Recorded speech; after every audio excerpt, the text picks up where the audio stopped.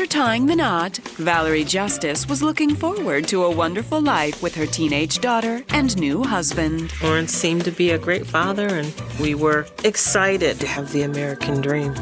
It was the start of a new chapter for Valerie. But Valerie never dreamed the man she loved would tear her family apart in the most horrific way. I never knew a person could be that evil. He was willing to do anything to keep the truth from coming out. I was screaming and crying. I just could not believe that this was happening. When it comes to love and marriage, things aren't always as they seem. It was a self-imposed rule. Valerie Justice would not date anyone until her 15-year-old daughter, Erin, graduated high school in their Naperville, Illinois town. Erin and I were extremely close. I had been divorced for 6 years, and she was the joy of my life. I wanted to get married again, but I wanted to concentrate on getting her through high school first. After that, I could get on with my own personal life. But in 2003, when Erin spent her summer vacation with her father, Valerie soon felt a void in her heart. I missed Erin tremendously, so I would visit my mother often because we lived not too far away from each other, and she was retired, and she was babysitting all the time. And one afternoon, while visiting her mother, Valerie was happy to bump into a familiar face, 37-year-old Lawrence Lovejoy. My mother had started babysitting for his little girl. And so many times when I would go by my mom's house, he was there. Lawrence was going through a divorce, and he was actually spending quite a bit of time there at my mom's. He was a little rough around the edges, just a t-shirt and jeans kind of person. But he was funny, and he was very charming. Well, Lawrence was easygoing, and he was easy to talk to. He worked as a painter, and he was trying to get back on his feet. Lawrence had been mentioned to my mother that he was looking for a place to stay. So I made the suggestion that since Erin was gone for the summer, he could share my apartment. He'd have a place to stay, I'd have some help with the rent. And I thought that would be a good arrangement. Lawrence thought so too, and was more than happy to accept. I would look forward to going home knowing that someone was there. He was rather entertaining, he made me laugh, and we started spending time together. My sister Valerie was very serious, and Lawrence was the funny guy. Valerie needed that break in her seriousness by his sense of humor. By the end of the summer, Valerie decided to break her own rule. One of the goals that he had expressed to me was to own a home. And I've always wanted to own my own home. He wanted to really progress through life. I found myself attracted to him, and then we ended up in a relationship. But when Erin returned home in August, she made it known she wasn't keen on having a man around the house. It was hard for her to imagine anyone else being in the house besides her and I. She didn't want to lose her privacy. But I did not want to end the relationship. But Valerie did want to do things right. So at that point in my life, it was my desire to be more Christian. I did not want to continue to live with Lawrence without being married to him. So Lawrence came up with the perfect solution. Lawrence looked me straight in the face and told me, I'm ready. And would I marry him? Yes, yes. So I did say yes, that I would marry him. After 4 months together, Valerie and Lawrence tied the knot at the local courthouse with Erin by their side. So it was a simple ceremony. No big wedding dress, no flowers. We walked out and we were holding hands and we were on our way. The future seemed very bright. But that brightness would soon turn to darkness as Valerie realized the choice she made would destroy everything she held dear. He had a whole nother side to him. She had no idea this monster was lurking in her house. I just cried and cried. I just could not believe that he would do something so vicious.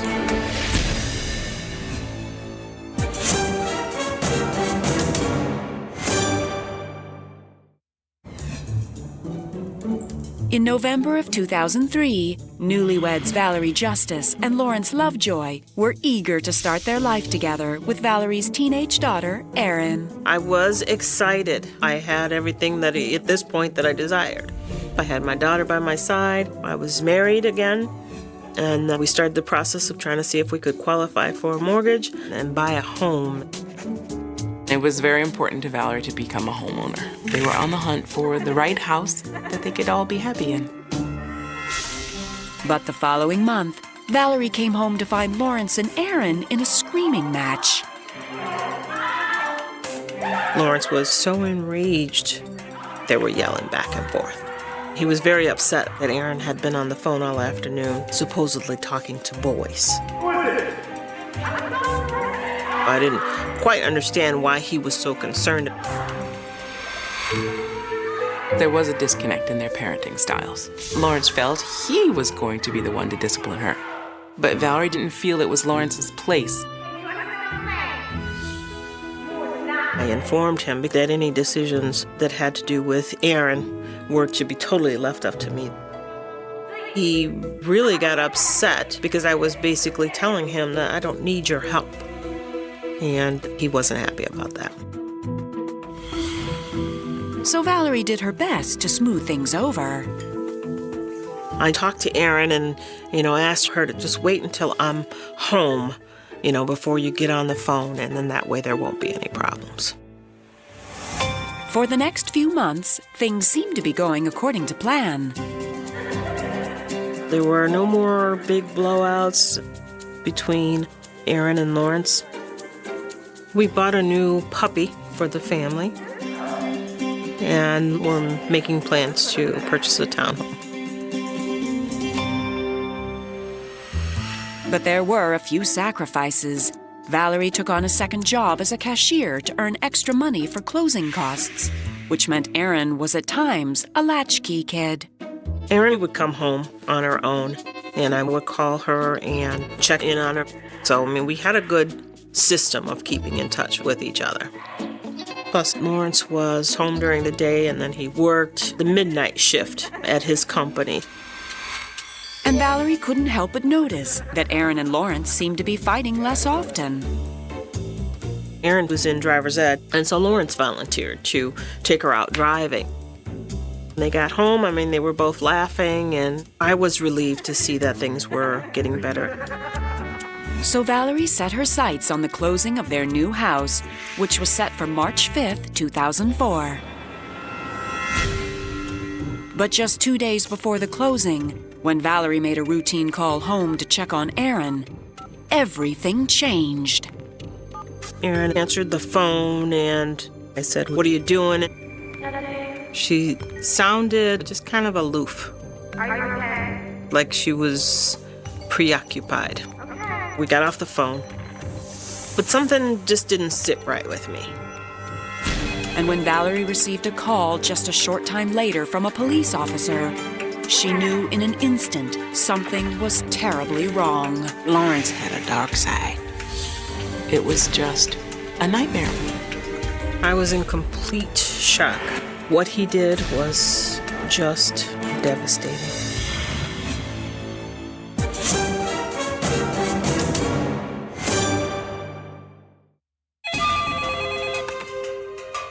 On March 3rd, 2004, Valerie Justice felt a knot in her stomach after receiving a call from the local police.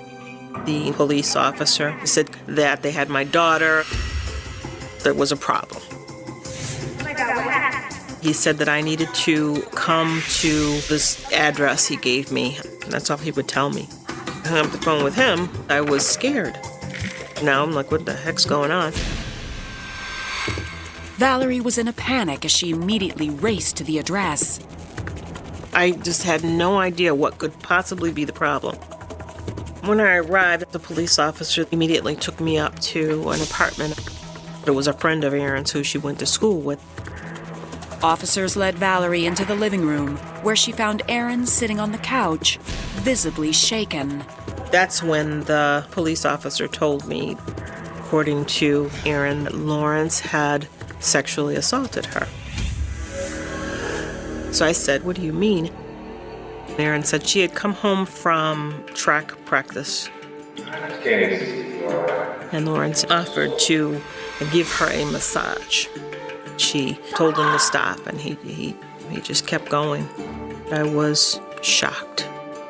After all, he had a daughter of his own, and it really upset me. I was like, what am I going to do? What am I going to do? I'm listening to what she is saying, and I'm trying to absorb it all. I didn't want to believe that this was really happening. But I made it very clear to Aaron that I was going to support her no matter what. At the hospital, Valerie stood by Aaron's side as a doctor administered a rape kit. The doctor told me that there were no physical signs of penetration. That put a shadow of a doubt in my mind. I was struggling with the whole thing. I questioned her, and I said, if this for some reason was because you're having a problem with him, I said, tell me now, because this is pretty serious. But she assured me that she was telling the absolute truth. At first, I just didn't believe it. I was like, no, that just can't be. He's just not like that. Meanwhile, at the police station, Lawrence told investigators something else entirely. Lawrence indicated that Aaron was just upset at him because he had questioned her cell phone usage. And because he was questioning her, she made the entire story up. Without a confession, police didn't have enough to hold him. There was saliva found on her cheek and on her breast. And it was the decision of the DuPage County State's Attorney's Office not to file charges until the DNA results came back from the crime lab. So Lawrence was not arrested that evening. In the meantime, Valerie had saved enough money to close on the townhouse herself and settled on a new living arrangement, which didn't include Lawrence. I got everything moved, and I didn't really know where he was staying. And I told Lawrence I did not want him around my daughter until we had gotten the DNA results. If the DNA results came back positive, my plan was to divorce Lawrence immediately.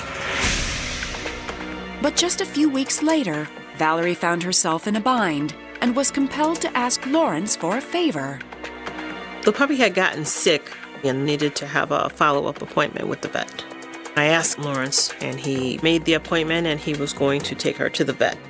There was no chance Erin would run into Lawrence at the house, since she was going to spend the week with her father.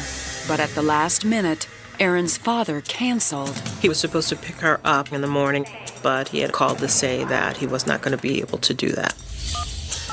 So I called Lawrence, and I told him that he would need to move the puppy's appointment.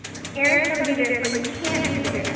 And then he said to me, okay, I will call the vet and do that right now. So I was relieved. Within the hour, Valerie decided to check in on her daughter and make sure she was waking up. When I called, I didn't get any answer. And I'm wondering, why isn't she answering? I started to get a little anxious. I finally went to my boss and I said, I just need to go home and check and see what's going on. I was thinking, maybe she just overslept, maybe she was in the shower. But, I had no idea. I had no idea. And when Valerie arrived home, nothing could have prepared her for the horror she would find. It was the most heinous attack that I have ever seen. It was unimaginable what he did. There was blood everywhere. My whole world just ended.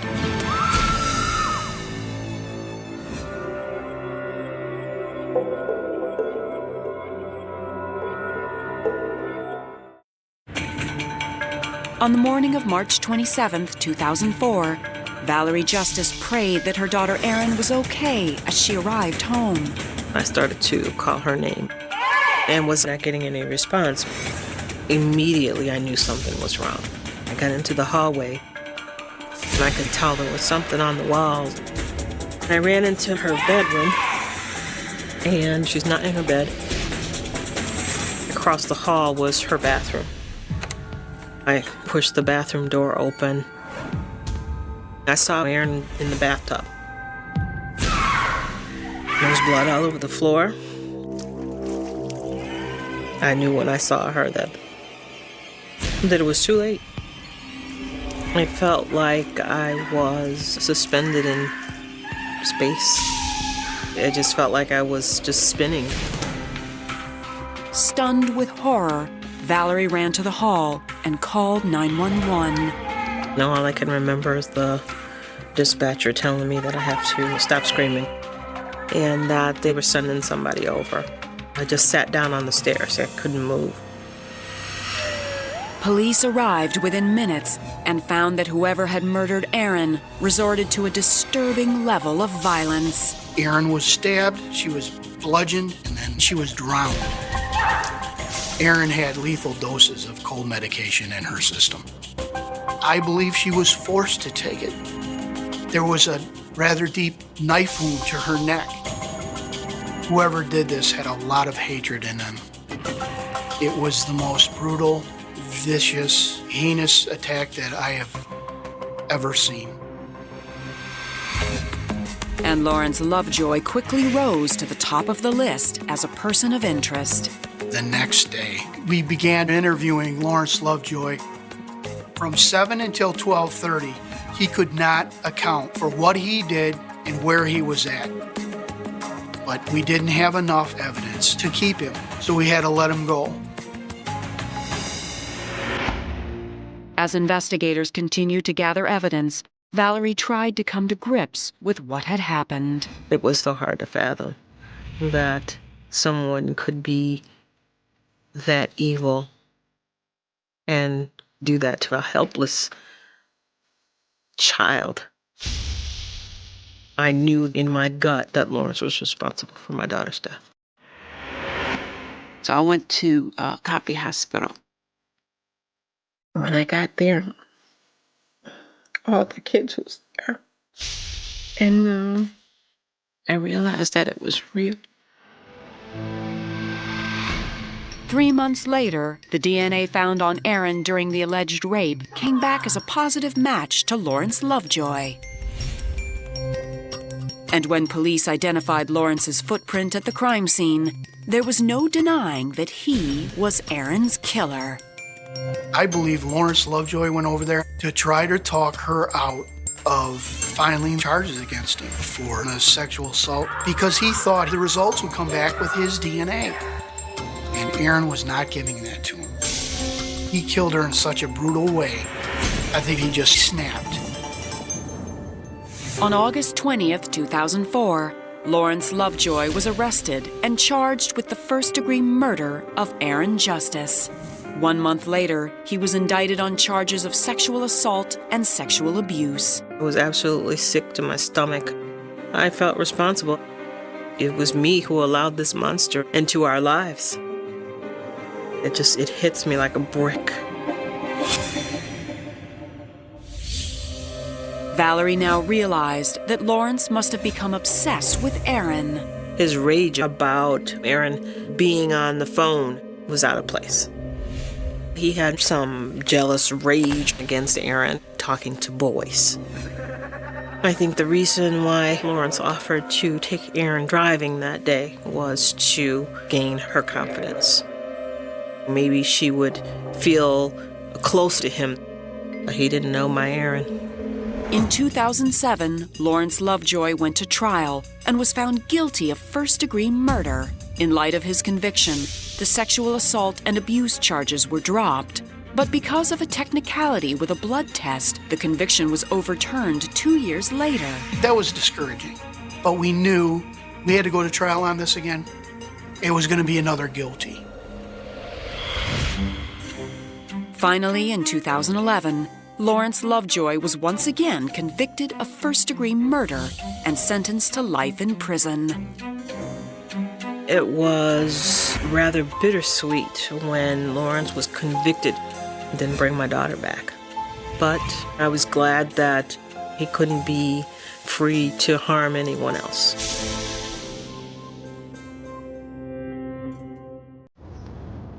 Today, Valerie is still haunted by Aaron's death and wonders if she could have done more to protect her. I never saw any sign that I needed to fear for my daughter's life. There just were no signs that he would have been capable of such horrible actions. It was really tough. It hurts every day. But it's through the faith and conviction that we all carry on. I know that in this world no one's perfect, but Aaron was perfect for me. We were a perfect fit. I look forward to seeing my precious daughter again.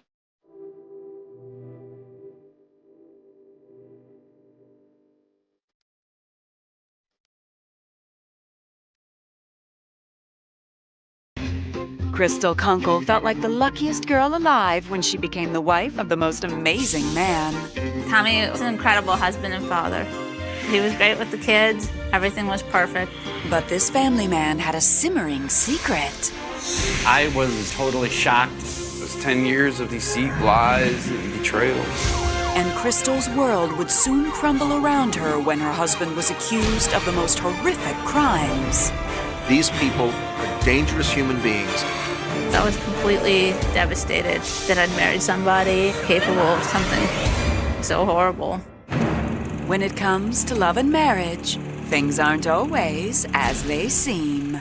Living near a place called Holiday, Florida might seem like fun, but for Crystal Kunkel, life was far from a tropical vacation. In the spring of 2002, after ending a 3-year relationship with the father of her newborn, the 22-year-old found herself transforming from a carefree young woman into a caregiver.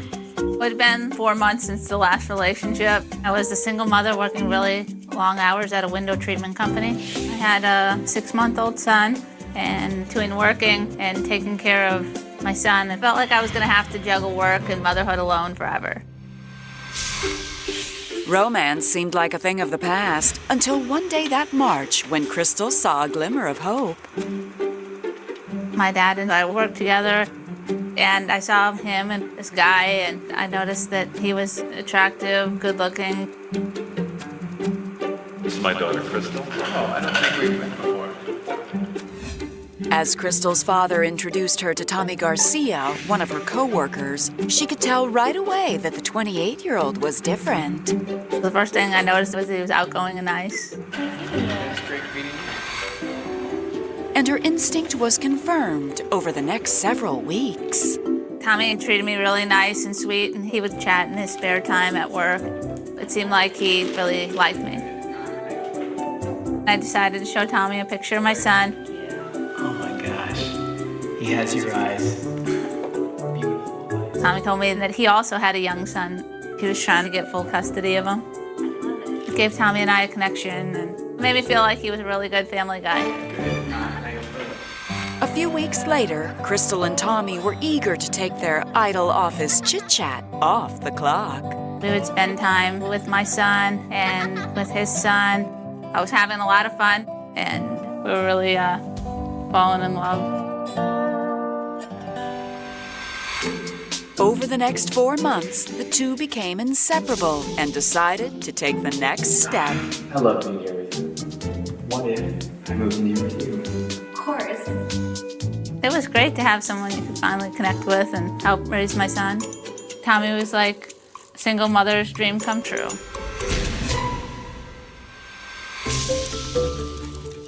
So when Tommy took Crystal out for a romantic dinner on March 29th, 2003, and popped the question, Crystal, will you be my lawfully wedded wife? Yeah.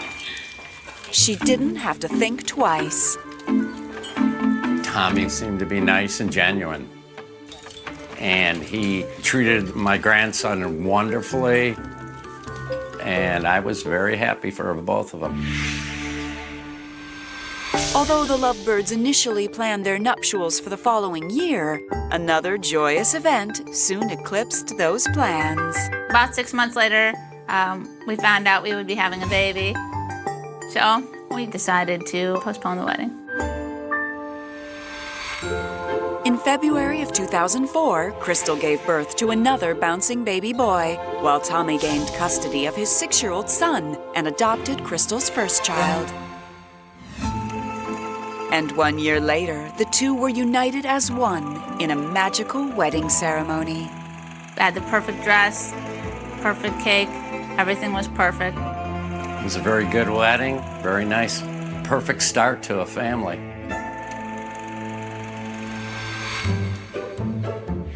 We were both really happy.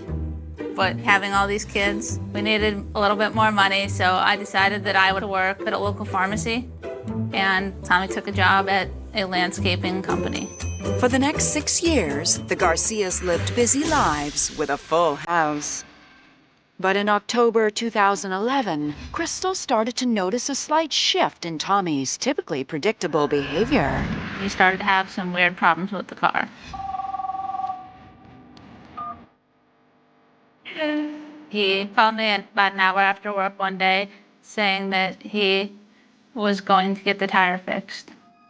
And he said he would be home in about another half an hour. And when Tommy came home late again the following week, citing more tire trouble, Crystal was puzzled. He said, well, they must have never fixed it right the first time. I didn't have really any reason to doubt him, but I thought it was really weird. Then, a few weeks later, things took an even stranger turn. We were getting ready to head out for the day, and my son asked me for a toy out of the car. So I went to the car. I was looking for my son's toy. I saw this gun laying underneath the seat. What are you doing?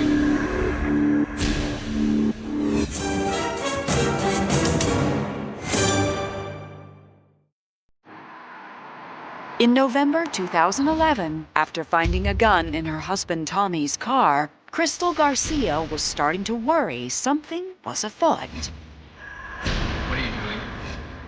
What is this? It's nothing, all right? It's a pellet gun. It shoots air. Tommy immediately got mad that I'd found it. And I said, what are you getting so mad about? Then he justified it, saying he played with it at work. I guess they would do different guy things during lunch. I thought they're all guys that work together. Maybe they do play with pellet guns, I don't know. Why is it underneath the seat with all the toys? What if one of the kids had found it? Look, it's nothing, all right? Just relax. I got it. I thought it was kind of weird and suspicious that he was so mad about the situation. Then, a few weeks later, as the couple attended a family event, Crystal noticed something creepy. Tommy was talking to 2 young teenage girls, telling them that they were smart and beautiful. Fill it out really nicely. It seemed really inappropriate, and the girls felt a little uncomfortable by the advance he had made. It turned the picnic into an awkward situation. I just found it very off base and unacceptable. What was that? I felt embarrassed, so I confronted Tommy. He said that they'd taken it all wrong. Come on, just pay them a cop. That wasn't what he meant by it. He just justified it again, that everything was fine.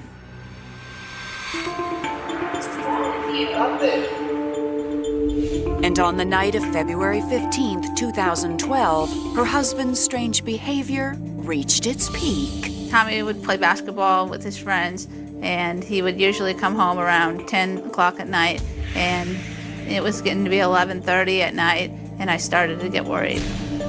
And I was mad because he was out so late and he hadn't called.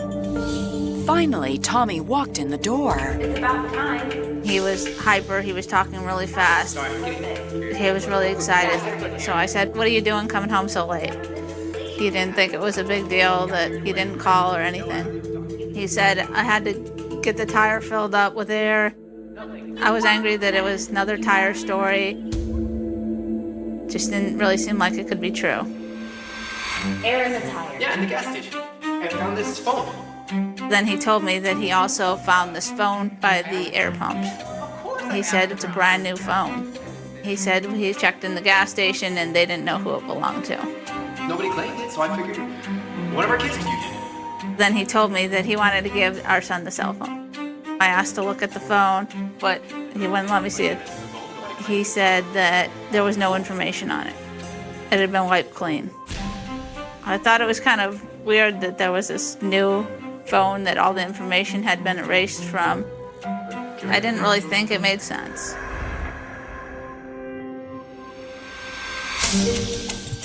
Crystal told me Tommy was acting a little odd, and I told her just to keep her eyes open and make sure he's not just telling stories. I found Tommy's behavior really confusing, and I didn't really know what to do to get to the bottom of it. But Crystal wouldn't have to wait long. The next night I was at work and I got a phone call. Hello? It was Tommy.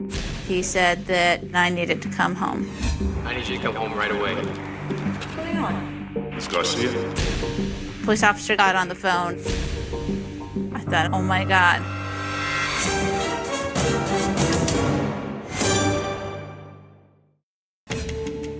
In February 2012, after getting a call from her husband Tommy, Crystal Garcia was completely caught off guard when a police officer got on the line and said Tommy was being arrested. The police officer said, you're gonna need to come home and watch the kids. And then the police officer told her why. What? I was completely shocked, and I thought that there was some kind of mistake. I couldn't believe my husband could do that. I'm on my way. Her mind reeling, Crystal raced home. I pulled onto our street. There was cop cars everywhere.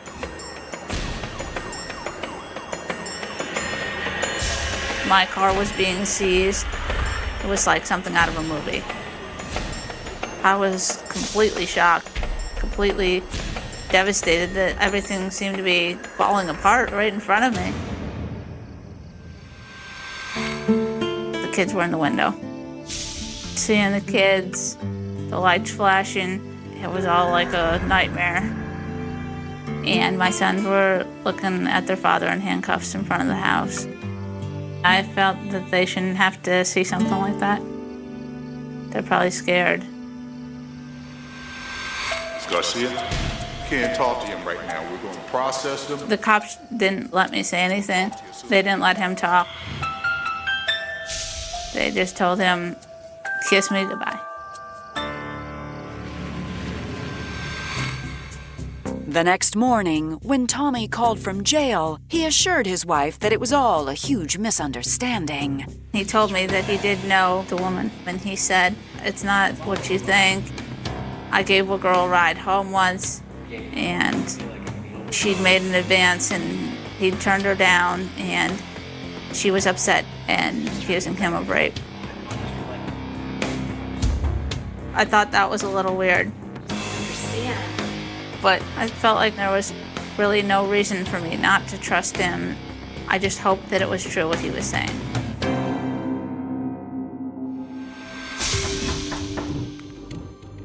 But when a detective showed up the next day, her faith in Tommy's story really began to wane. He said, this girl who had been raped lost something, and we've been looking for it, and we can't seem to find it anywhere. You haven't found your cell phone. And I said, oh my God. Crystal's heart sank as she remembered Tommy giving their son a cell phone he said he found. And then the detective dropped a bombshell. 3 additional rape charges have been placed against Tommy. Altogether, there's 4 rape charges and 2 kidnapping charges. The detective explained that after Tommy's arrest, they discovered evidence that could tie him to 3 other rapes.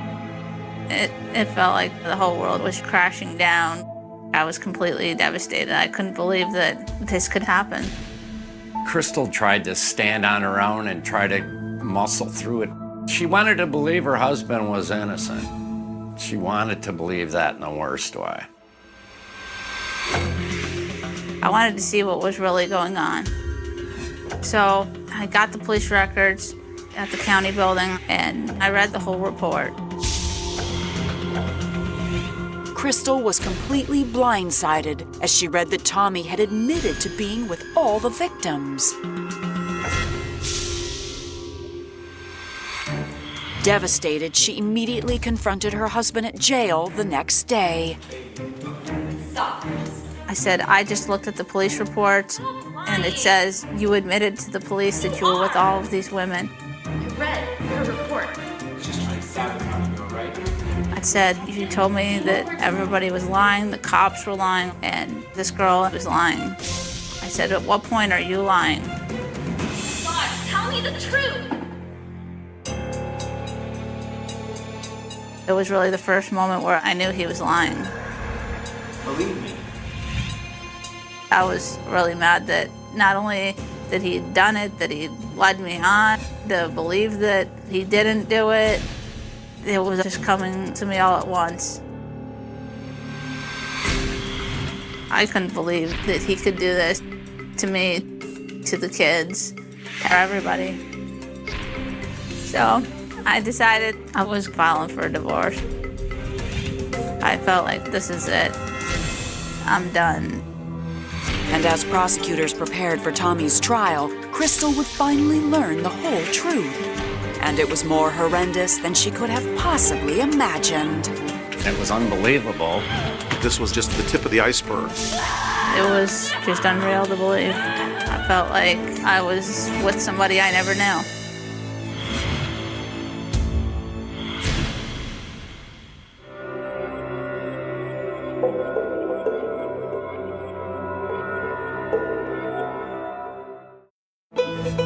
In July of 2013, Crystal Garcia was still in shock when her husband Tommy went to trial for sexual battery and kidnapping and had been charged with 3 other possible rapes. I had cried pretty much every day, like I couldn't believe that this had happened to me and happened to the kids. In court, the horrible details of the crime finally came to light. The night he came home from basketball with the cell phone, Tommy had been driving down the road and he saw a woman. Tommy drove by this woman and asked her if she wanted a ride. I said no. He came back a second time. And she said no again. I said, get in the car!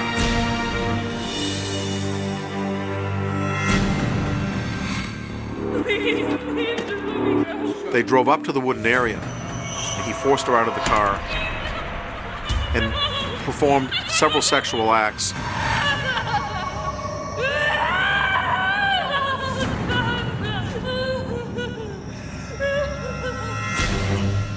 Then he took her phone so she wasn't able to call for help.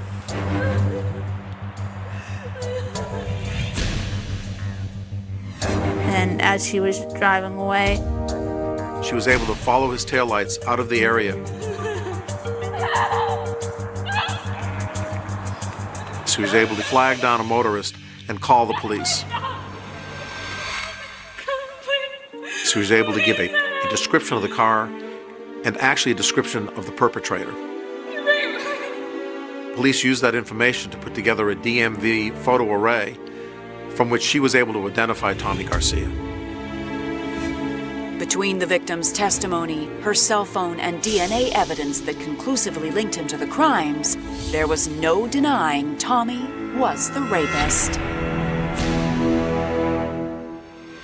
On July 26, 2013, after 2 days of testimony, Tommy Garcia was found guilty on both counts. it was completely crazy that he definitely did it, that this was him. It was just unreal to believe. It's a shocking thing to think somebody you've been married to is someone like that, a monster.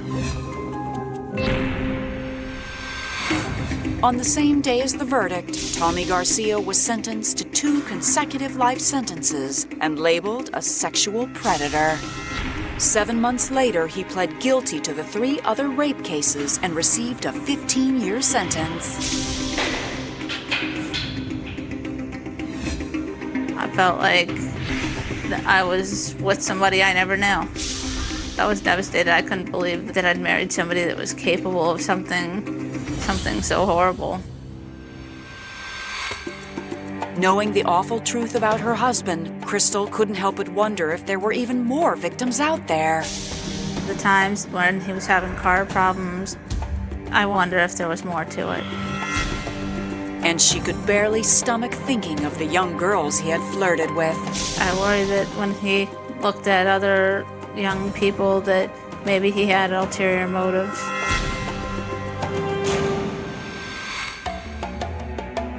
It's really unusual for someone who rapes to not have a history of other kind of violent or aggressive behavior. But we are not surprised to find that there may be others, and we have to hope others who have been their victims will come forward. Seems just so unreal that he was somebody that I lived with. You know, you lock your doors every night and try to keep the bad people out, and really, I just locked the bad person in.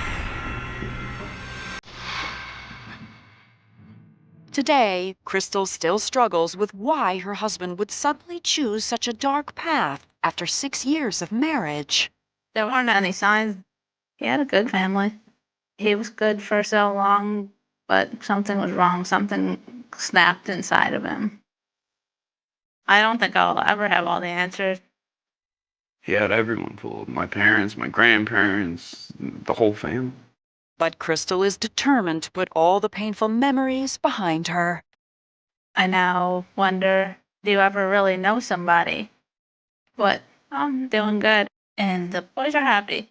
My life is going in the right direction.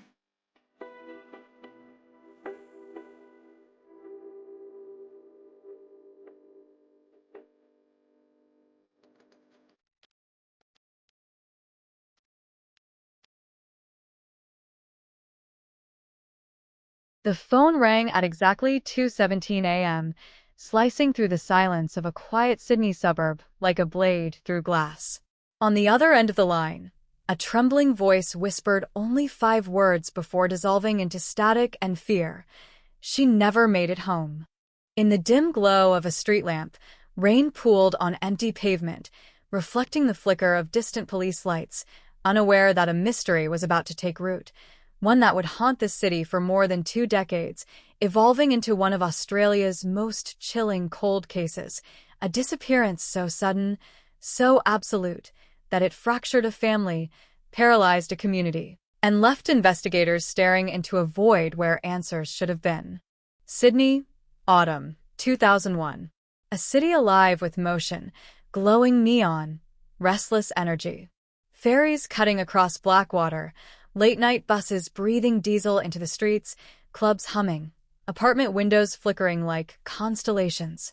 And somewhere within that vast sprawl, a 24-year-old woman named Emily Carter stepped off a train and vanished without leaving a trace. No struggle, no witnesses, no screams, just absence. Just a moment where a life slipped out of existence. Emily was ordinary in the way that makes her disappearance extraordinary. A graphic design student, weekend barista, loved photography, collected postcards, always late, always laughing, the kind of person whose presence made rooms warmer. That Friday night, she had stayed late at a friend's apartment in Newtown, helping design flyers for a student art show. At 12:43 a.m., she texted her boyfriend, heading home. See you tomorrow, Red Heart. It would be the last message she ever sent. The train arrived at Ashfield Station at 1:26 a.m. CCTV footage captured her stepping onto the platform, slinging her bag over one shoulder, brushing hair from her eyes. She paused, checked her phone, then walked toward the exit. That is where the story ends. No further footage. No witnesses who could confirm seeing her leave the station. No taxi records. No bus scans. No card transactions. Just a digital ghost frozen in grainy black and white, walking toward darkness. When Emily didn't show up for her Saturday morning shift, coworkers assumed she had overslept. When she didn't answer her phone, her boyfriend grew uneasy. By Sunday afternoon, panic set in. By Sunday night, her parents were driving through Sydney, scanning train platforms, bus stops, hospital waiting rooms, whispering her name into indifferent streets. At 11:03 p.m., her mother filed a missing persons report. By dawn, Emily Carter became another statistic, another face on a police bulletin, another life suspended in unanswered questions. The first 48 hours were chaos. Patrol cars combed nearby neighborhoods. Dogs traced her scent from the station exit to a nearby alley, then lost it. Officers knocked on doors. Posters went up. Local news stations interrupted programming. Her photo flooded television screens.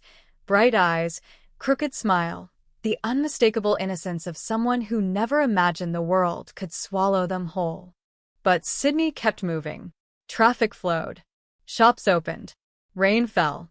And somewhere within the city's endless arteries, the truth hid, silent and patient. Investigators began with the obvious. Friends, family, boyfriend, exes, co-workers, anyone who had shared oxygen with Emily in the weeks leading up to her disappearance. Her boyfriend, Daniel, was questioned for 12 hours straight. His timeline checked out. Witnesses confirmed he had been at a party across town. Phone records matched. Friends described their relationship as stable, affectionate. No violence. No threats. No cracks. Her closest friends told police Emily had recently mentioned feeling uneasy, that someone had been watching her, that she had noticed the same man near her cafe on multiple shifts. A tall figure, dark jacket, baseball cap, always ordering black coffee, always leaving no tip, always gone before she could look again. But in a city of 5 million, that description dissolved into nothing. CCTV from surrounding streets was reviewed frame by frame. Hundreds of hours.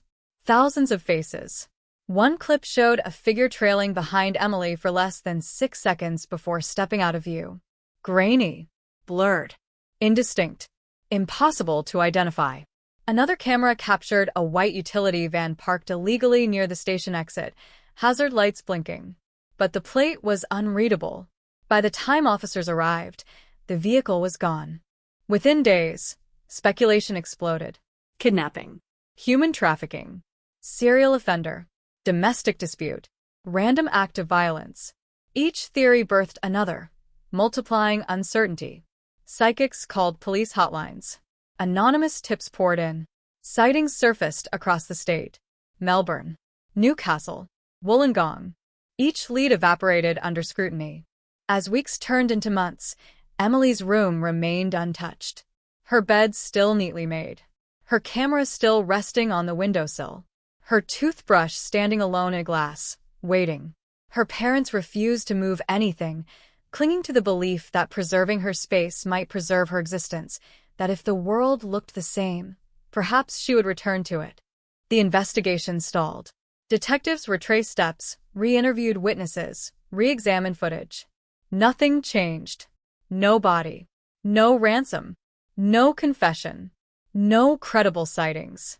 Emily Carter had vanished into a city that devoured secrets. By the end of 2001, the case quietly slid into cold status. But the city did not forget. Every anniversary, candles flickered on the steps of Ashfield Station. Flowers bloomed and withered. Strangers whispered prayers. Online forums dissected every scrap of information, building theories layered upon theories, chasing shadows through digital alleyways. Emily's face became synonymous with unanswered horror, her name a quiet echo of vulnerability in a world that offered no guarantees. Years passed. Then in 2009, a phone call reignited the nightmare. A construction crew demolishing an abandoned warehouse near Sydney's industrial docks uncovered a blood-stained jacket wedged behind rusted machinery. Forensic testing revealed traces of Emily's DNA. The news detonated across Australia. Headlines screamed. News anchors faltered. Social media erupted. For the first time in 8 years, the silence cracked. Police descended on the site. Excavators clawed through concrete and dirt. For days, the city held its breath. But no remains were found. No further evidence. Just the jacket. Torn. Faded. Haunted. How it got there. When it arrived. Who placed it. All unanswered. The discovery transformed the case from disappearance to probable homicide. The tone shifted. The pressure intensified. Detectives believed Emily had not survived the night she vanished. That somewhere between the station exit and the darkness beyond, her fate had been sealed. New task forces formed. Cold case specialists reopened files. Evidence was retested using updated forensic technology.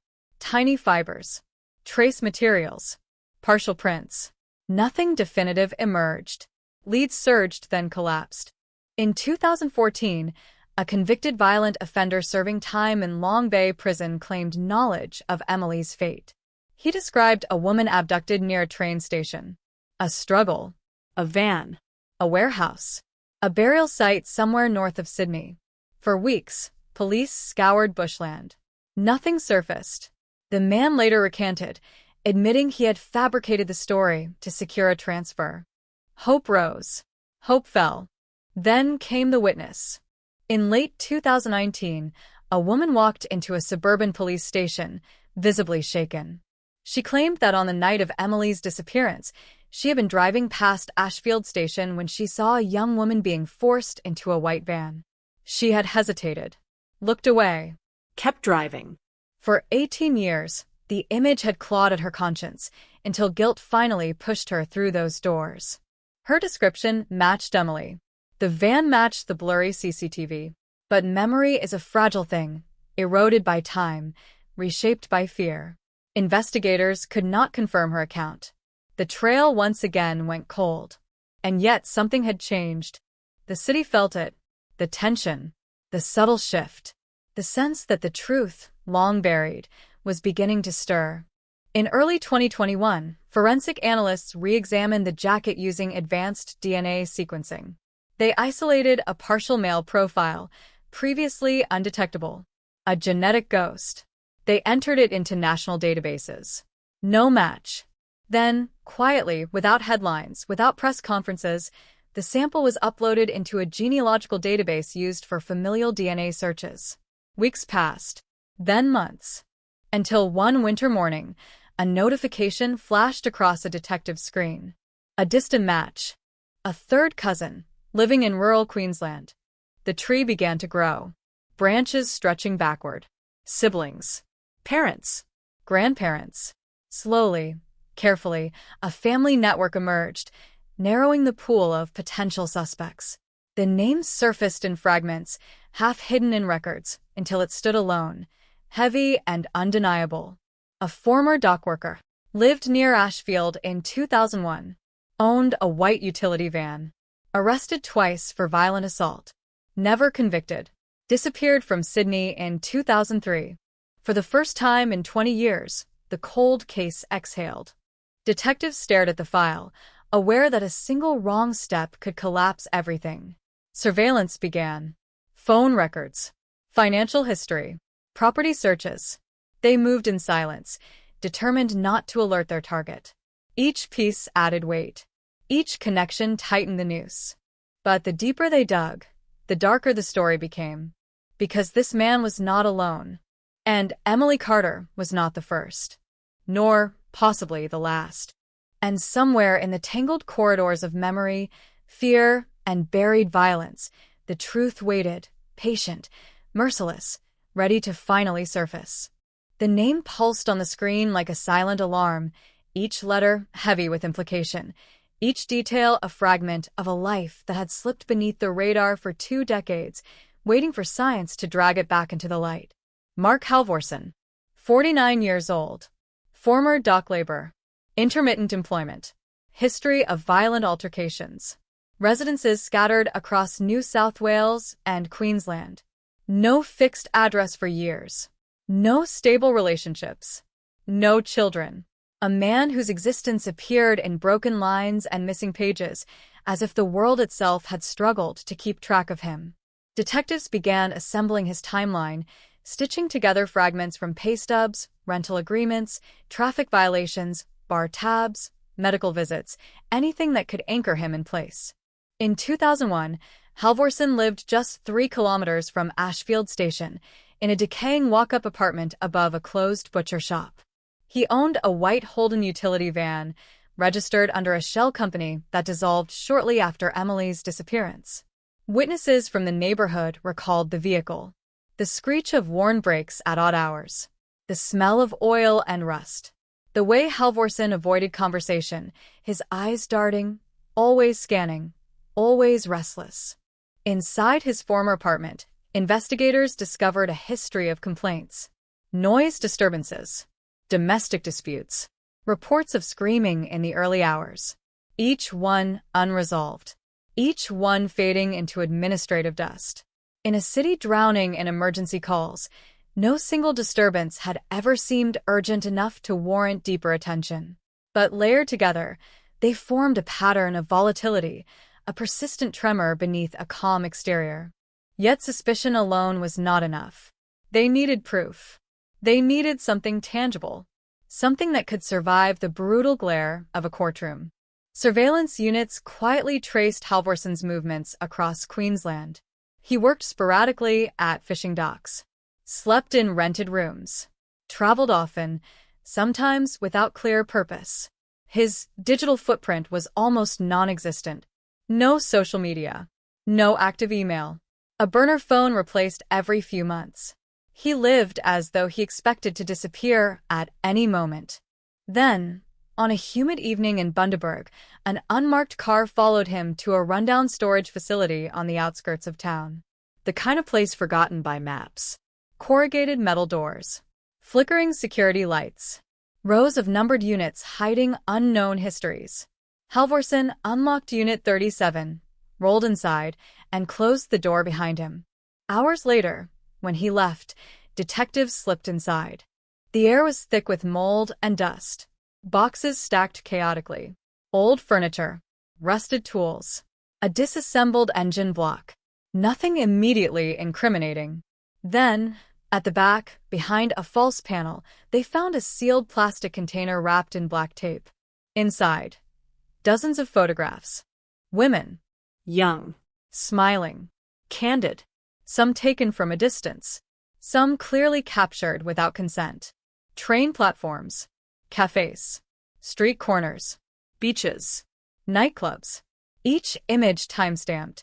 Locations scribbled on the backs. Dates stretching from the late 1990s to the mid-2000s. And among them, 3 photographs of Emily Carter. One at her cafe. One near the university. One outside Ashfield Station, taken days before she vanished. The room fell silent. The discovery sent shockwaves through the task force. The implications were staggering. This was not chance. Not impulse. Not a random act of violence. Emily had been selected, observed, studied, her routines mapped, her vulnerabilities measured. Someone had been waiting. For a warrant, forensics, paperwork, protocols, time slowed to a crawl. Every second felt dangerous. When police finally returned with authority to search the unit thoroughly, Halvorsen was gone. His bank accounts emptied. His phone disconnected. His room abandoned. The chase exploded across state lines. National alerts issued. Border controls notified. Media briefed in fragments, careful not to compromise the operation. Yet word leaked. It always did. Taxi drivers whispered. Dockworkers exchanged rumors. Online forums ignited. Within hours, Halvorsen's face saturated the internet, framed in stark black and white, eyes hollow, jaw clenched, a man suddenly visible after years of drifting through obscurity. He was spotted in Rockhampton, then Mackay, then Townsville. Each sighting delayed, each tip slightly outdated, like a ghost outrunning its reflection. 5 days into the manhunt, a truck driver reported picking up a hitchhiker matching Halvorsen's description near the Bruce Highway. The man had been quiet, polite, smelled of sweat and metal, asked to be dropped near a remote stretch of coastline north of Bowen. The trail led to dense mangroves and abandoned fishing shacks, a landscape designed for concealment, for vanishing. Police combed the area. Helicopters circled. Dogs tracked footprints through mud and brine. They found his discarded jacket tangled in reeds, his boots sunk in sludge, a burnt mobile phone buried beneath driftwood. But no body. No living suspect. Only the echo of pursuit. Days later, fishermen discovered a small boat adrift 20 kilometers offshore. Empty. Engines still warm. No sign of struggle. No sign of life. Halvorsen had slipped the net again, swallowed by the horizon. Public reaction bordered on hysteria. Talk shows demanded answers. Headlines screamed incompetence. Families of missing women across Australia flooded hotlines, convinced their own tragedies might connect to this emerging predator. Old cases were reopened. Patterns re-examined. Suddenly, Emily Carter's disappearance no longer stood alone. In Wollongong, a 19-year-old student vanished in 1999 after leaving a late lecture. In Penrith, a single mother disappeared while walking home from a supermarket in 2002. In Newcastle, a bartender was last seen entering a white utility van in 2003. Each case unsolved. Each victim fitting the same profile. Each disappearance swallowed by time. The possibility of a serial offender, operating undetected for years, sent a chill through law enforcement circles. Internal reviews exposed uncomfortable truths. Missed connections. Data silos. Fragmented jurisdictions. In a world before seamless digital integration, predators thrived in the gaps. Investigators now faced an impossible equation: a suspect without a body, crimes without witnesses, victims without graves. Then, a storm changed everything. In March 2022, torrential rains triggered landslides along a remote stretch of bushland north of Sydney, exposing long-buried debris. Among uprooted trees and collapsed soil, emergency crews uncovered fragments of human bone. Forensic teams descended. The area was cordoned off. Soil samples collected. Days of careful excavation followed. They found 4 bodies. One of them was Emily. Dental records confirmed her identity. 21 years after she vanished, she emerged from the earth, wrapped in rotting fabric, bones bleached by time, her story finally demanding to be told. Nearby, they uncovered remnants of duct tape, nylon rope, rusted metal shards, and fragments of clothing that matched items worn by the other missing women. A mass grave. The scale of the crime stunned even veteran detectives. This was not chaos. This was methodical, organized, deliberate. The killer had chosen isolation, chosen terrain, chosen secrecy. He had built a cemetery of silence, confident the land would protect his secrets. The revelation detonated across the nation. Memorials flooded social media. Vigils burned through the night. Families who had waited decades for closure collapsed in equal parts relief and devastation. For some, the truth was unbearable. For others, it was salvation. But the man responsible was still free. And now he knew they were close. Satellite data revealed that in the days following the discovery, a small fishing vessel had departed from a coastal inlet south of Cairns and sailed northeast into the Coral Sea. Its registered owner, Mark Halvorsen. Fuel records suggested enough range to reach the Solomon Islands. Or beyond. Interpol was alerted. Maritime patrols intensified. International ports notified. But the ocean is vast, and disappearance is easy. Back in Sydney, detectives pored over Halvorsen's belongings. Journals. Maps. Codes. Strange symbols sketched in margins. A crude timeline of movements. Locations circled. Names crossed out. One entry, dated August 2001, bore only 2 words: Ashfield complete. The implication was sickening. Emily's life reduced to a task. As the investigation spiraled outward, a chilling realization emerged. Halvorsen did not see his victims as people. He saw them as projects, challenges, proof of control. Each abduction a demonstration of mastery over chaos, each disappearance a confirmation of his power to erase. Yet even in his meticulous planning, he had left behind microscopic traces, tiny betrayals of ego and error. Fibers, skin cells, a footprint in drying cement, a forgotten receipt. These fragments, once meaningless, now converged, weaving a net that stretched across time itself. But the question remained, hovering like a storm cloud over every briefing room and newsroom. Where was Mark Halvorsen now? Alive or dead? Hiding or escaping? Waiting or watching? Because if he was still breathing, then the story was far from over. And the shadows he cast across Australia had not yet finished moving. The ocean did not give answers. It only swallowed them. Across command centers in Sydney, Brisbane, and Canberra, screens glowed through sleepless nights, mapping currents, wind patterns, fuel ranges, shipping lanes, any variable that might hint at the direction Mark Halvorsen had taken. But the Coral Sea was a wilderness of water, a shifting labyrinth where even the most advanced tracking dissolved into probability and guesswork. A boat could become a rumor in hours, a memory in days, a myth in weeks. For detectives, the case had crossed a threshold. It was no longer about discovering what happened to Emily Carter. That truth lay exposed beneath collapsed earth and tangled roots. Now, it was about stopping a man who had already rewritten the definition of disappearance, a man who had turned the ordinary act of walking home into a sentence of erasure. Profiles were built. Behavioral analysts dissected Halvorsen's patterns, searching for the logic behind his movements.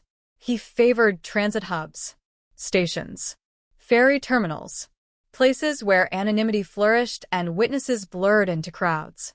He selected women who moved alone, who trusted routine, who existed in that narrow margin between caution and comfort. He stalked. He memorized. He waited. And when the moment aligned, he struck. What disturbed investigators most was his patience. This was not a predator driven by impulse. It was someone who could delay gratification, who could watch a target for weeks, even months, refining timing, adjusting approach, rehearsing escape. His crimes unfolded with a terrifying calm, an efficiency that spoke of rehearsal and control. Every detail served one purpose: disappearance. In his journals, detectives uncovered chilling entries, fragments of thoughts stripped of empathy, notes about crowd density, light conditions, weather patterns, comments on security cameras, blind spots, patrol schedules. He treated the city like a puzzle, its millions of moving parts a system to be exploited. And yet, in the margins, there were slips, signs of fracture, obsessive repetitions, jarring changes in handwriting, sudden outbursts of rage scrawled in heavy ink, moments where restraint cracked, revealing a volatile core. The deeper they dug, the more they saw a man at war with himself, desperate to impose order on an internal chaos he could not control. Childhood records revealed a violent home, a father imprisoned for assault, a mother who vanished when he was 11, leaving behind a house stripped bare and a boy soaked in abandonment. Social services files described a withdrawn child, prone to sudden aggression, obsessed with control. Teachers noted disturbing drawings, figures bound, mouths covered, eyes wide with terror. He grew into isolation, drifted between jobs, between cities, between identities, each move erasing history, each reinvention feeding the illusion of freedom. But freedom was never his goal. Power was. As forensic teams reconstructed the burial site, the scope of his ritual emerged. The victims were placed carefully, aligned along a shallow trench, spaced with almost clinical precision. Each wrapped, each bound, each silenced. Soil compacted by hand, leaves scattered deliberately. A camouflage of nature over human brutality. There was no haste, no panic, only method. And that method told investigators something chilling. Halvorsen did not expect to be caught. He believed the land would protect him forever. In the days following the discovery, police hotlines were flooded by calls from women across the country, recounting encounters that now glowed with sinister hindsight. The man at the station who stood too close. The the driver who offered a ride with unsettling persistence, the stranger who asked too many questions about routines, schedules, vulnerabilities. In Darwin, a woman described being followed for 3 nights before escaping into a crowded bar. In Cairns, another recalled being forced into a van but managing to kick free and run. At the time, these incidents were dismissed as isolated. Now, they formed a chilling constellation of near misses, moments where fate had flickered, uncertain. Survivors struggled with guilt. Why them? Why had they lived when others had vanished? Therapists spoke of survivor's paradox. Investigators spoke of probability. But neither explanation soothed the relentless ache. The manhunt stretched beyond Australia's borders. In Papua New Guinea, a dock worker reported a suspicious foreigner asking about unregistered boat repairs. In the Solomon Islands, customs officials flagged a man matching Halvorson's description attempting to barter for false documentation. In Indonesia, a hostel clerk recalled a quiet Australian who paid in cash, avoided cameras, and left before dawn. Each lead dissolved into shadows. Interpol's databases hummed with alerts. Port authorities scrutinized manifests. Coast guards swept coastal waters. Yet Halvorson seemed to slip through every net, moving with the eerie precision of someone who understood exactly how systems failed. Then, an unexpected message arrived. An encrypted email sent to an Australian investigative journalist, a man known for exposing corruption and organized crime. The message contained only 3 images and a single line of text. The images showed a remote beach, a decaying fishing shack, and a crude cross constructed from driftwood. The line read, "Some truths deserve to stay buried." The journalist immediately contacted police. Metadata analysis traced the email to an internet cafe in a coastal town in East Timor. Surveillance footage showed a hooded man entering the cafe, typing for less than 2 minutes, then leaving. The camera captured only the lower half of his face.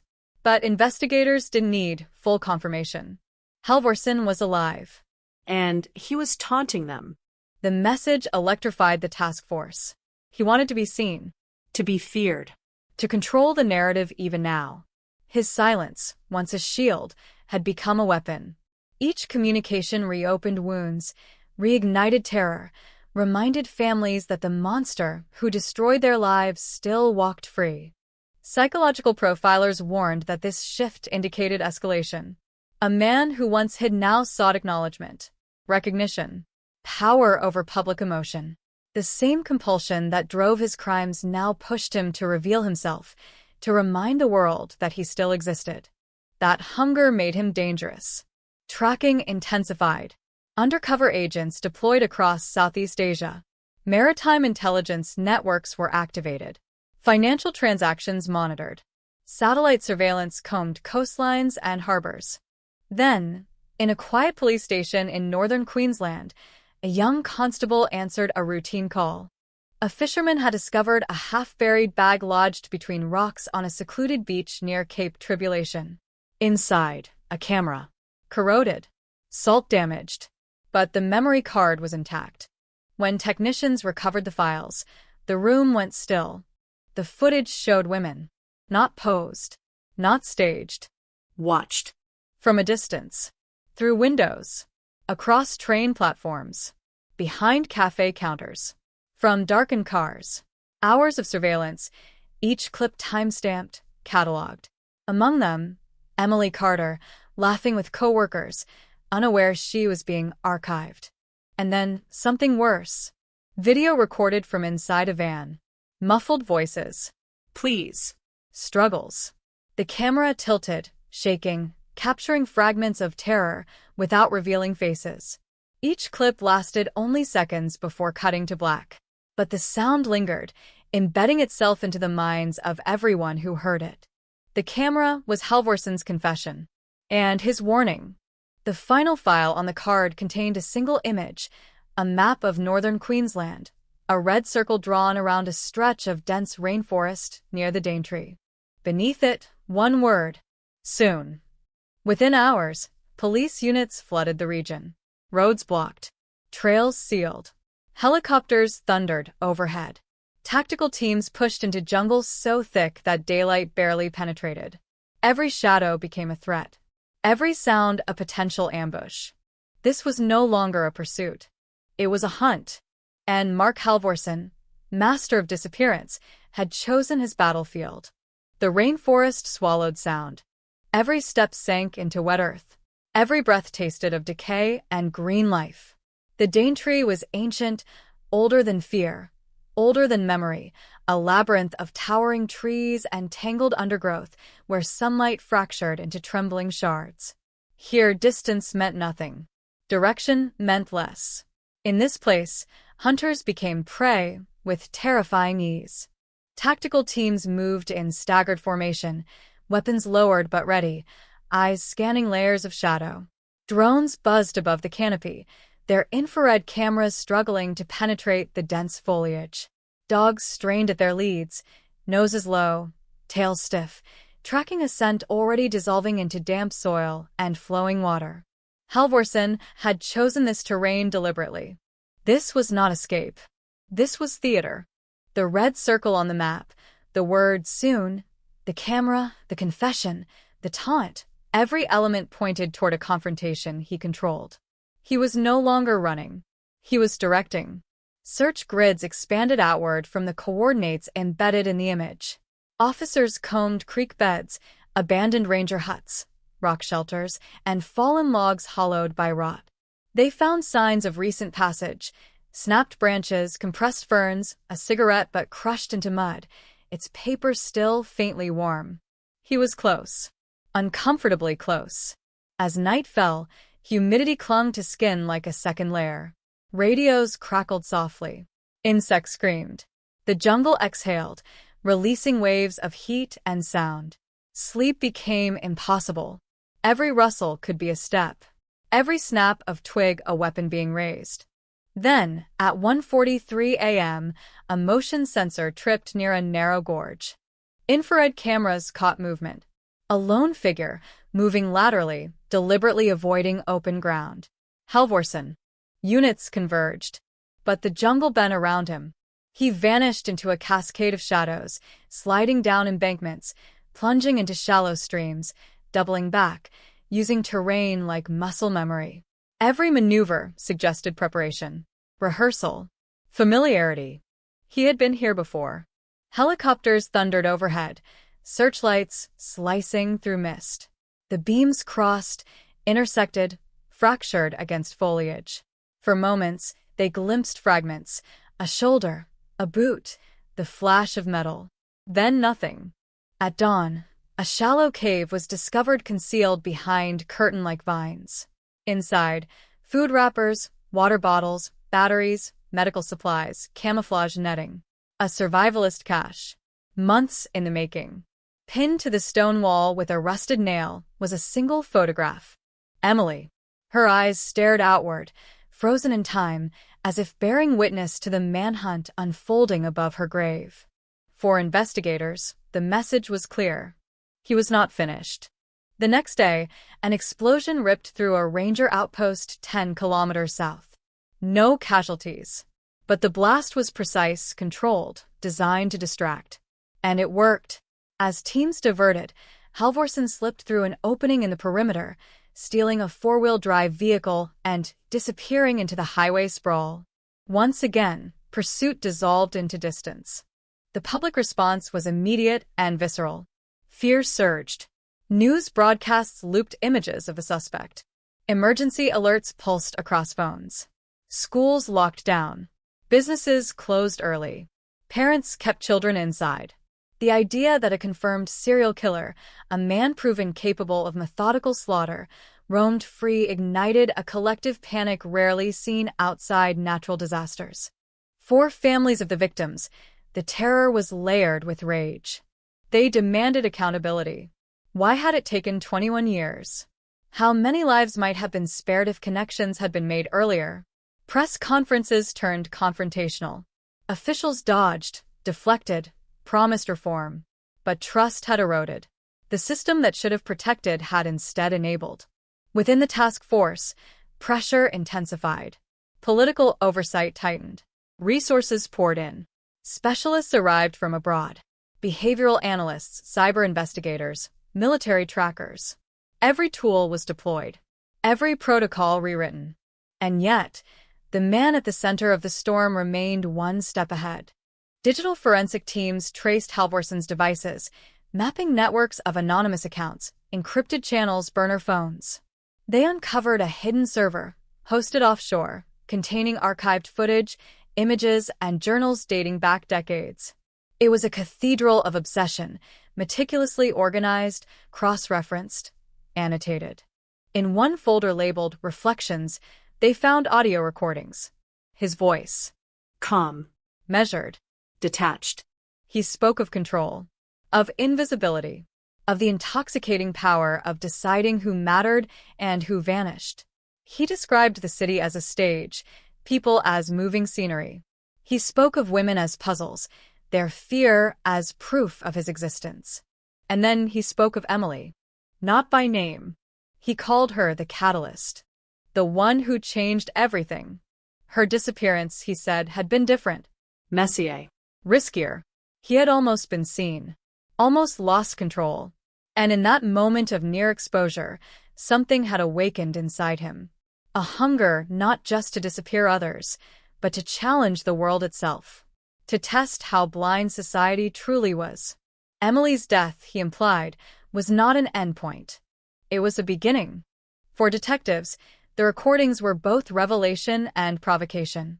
He was rewriting history, framing his crimes as inevitabilities, cloaking brutality in philosophy. It was narcissism distilled to its purest form. And it confirmed what profilers feared most. Halvorson craved attention. Which meant he would surface again. They began to anticipate his moves, not by geography, but by psychology. Where would a man obsessed with control reassert dominance? Where could he force the world to watch? The answer arrived in the form of a bomb threat at Central Station, Sydney's busiest transport hub. An anonymous call. Calm. Detailed. Precise. Described a device hidden in a locker, timed to detonate during evening rush hour. The station was evacuated within minutes. Bomb squads swept every corridor. Passengers flooded into surrounding streets. Panic rippled outward like shockwaves. No bomb was found. Instead, in Locker 317, police discovered another camera. And a note. Closer.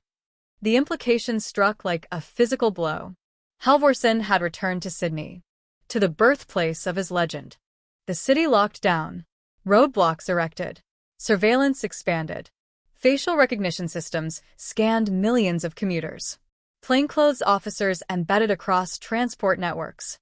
Every train, every bus, every ferry became a potential stage. Then, 3 days later, a woman was attacked on a suburban platform in broad daylight. She survived. Barely. Her screams shattered the routine rhythm of commuters. Witnesses rushed in. The attacker fled, leaving behind blood, chaos, and a terrified survivor. Her description matched Halvorson. The message was unmistakable. He was escalating. He was no longer content to haunt from the shadows. He wanted spectacle. The survivor's testimony provided new insight. He had whispered as he lunged. A single sentence, delivered with chilling calm. "They'll see me now." The city was his audience. And the final act was approaching. Sydney had become a city holding its breath. Every train screech, every echo in underground corridors, every shadow stretching across concrete walls now carried threat. The ordinary rhythm of urban life fractured under the weight of collective fear. People scanned faces on platforms. Parents clutched children tighter. Strangers avoided eye contact. The streets, once alive with noise and movement, now pulsed with a single unspoken question. Where is he?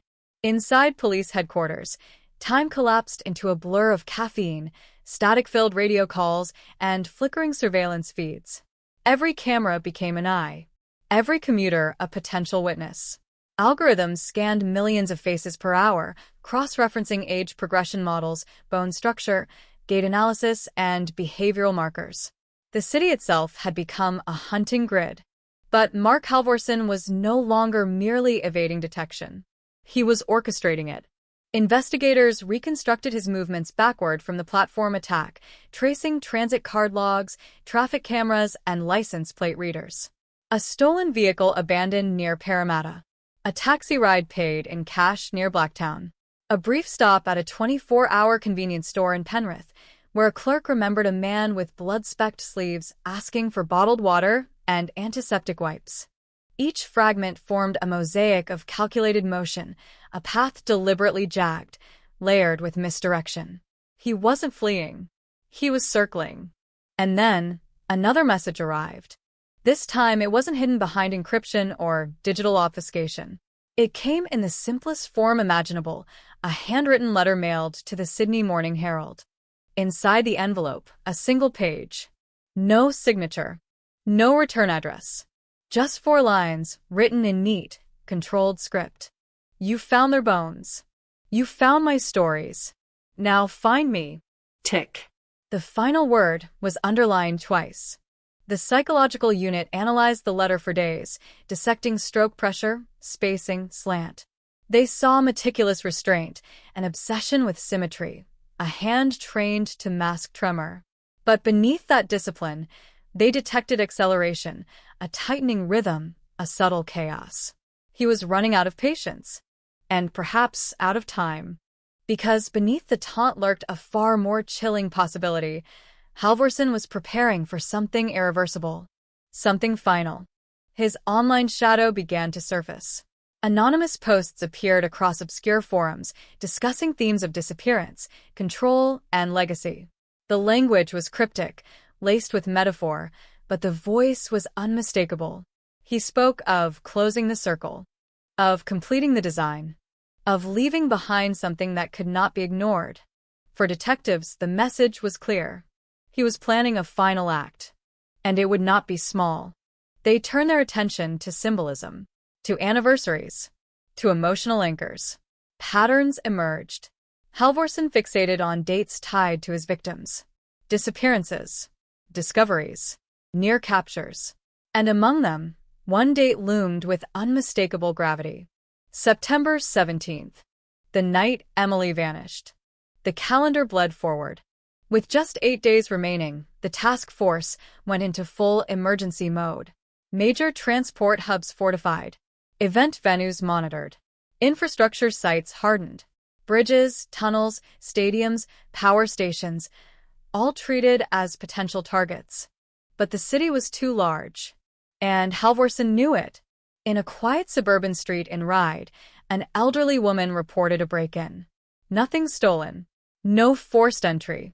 Only muddy footprints across her kitchen tiles and a single item missing. An old transistor radio. A relic. The kind no one would bother stealing.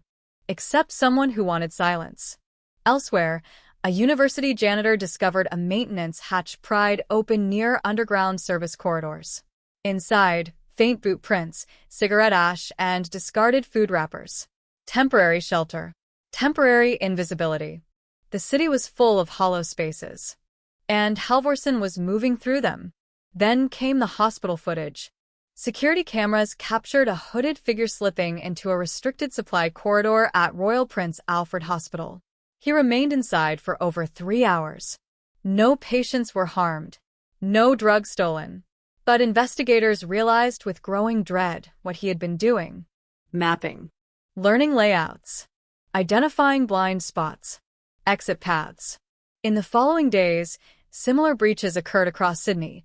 A power substation, a ferry terminal, an underground car park beneath a shopping center. Each intrusion surgical. Brief. Precise. Each one an act of reconnaissance. The city wasn't his hiding place. It was his stage. 3 nights before September 17th, an unmarked police car parked outside the Carter family home, its engine idling softly in the darkness.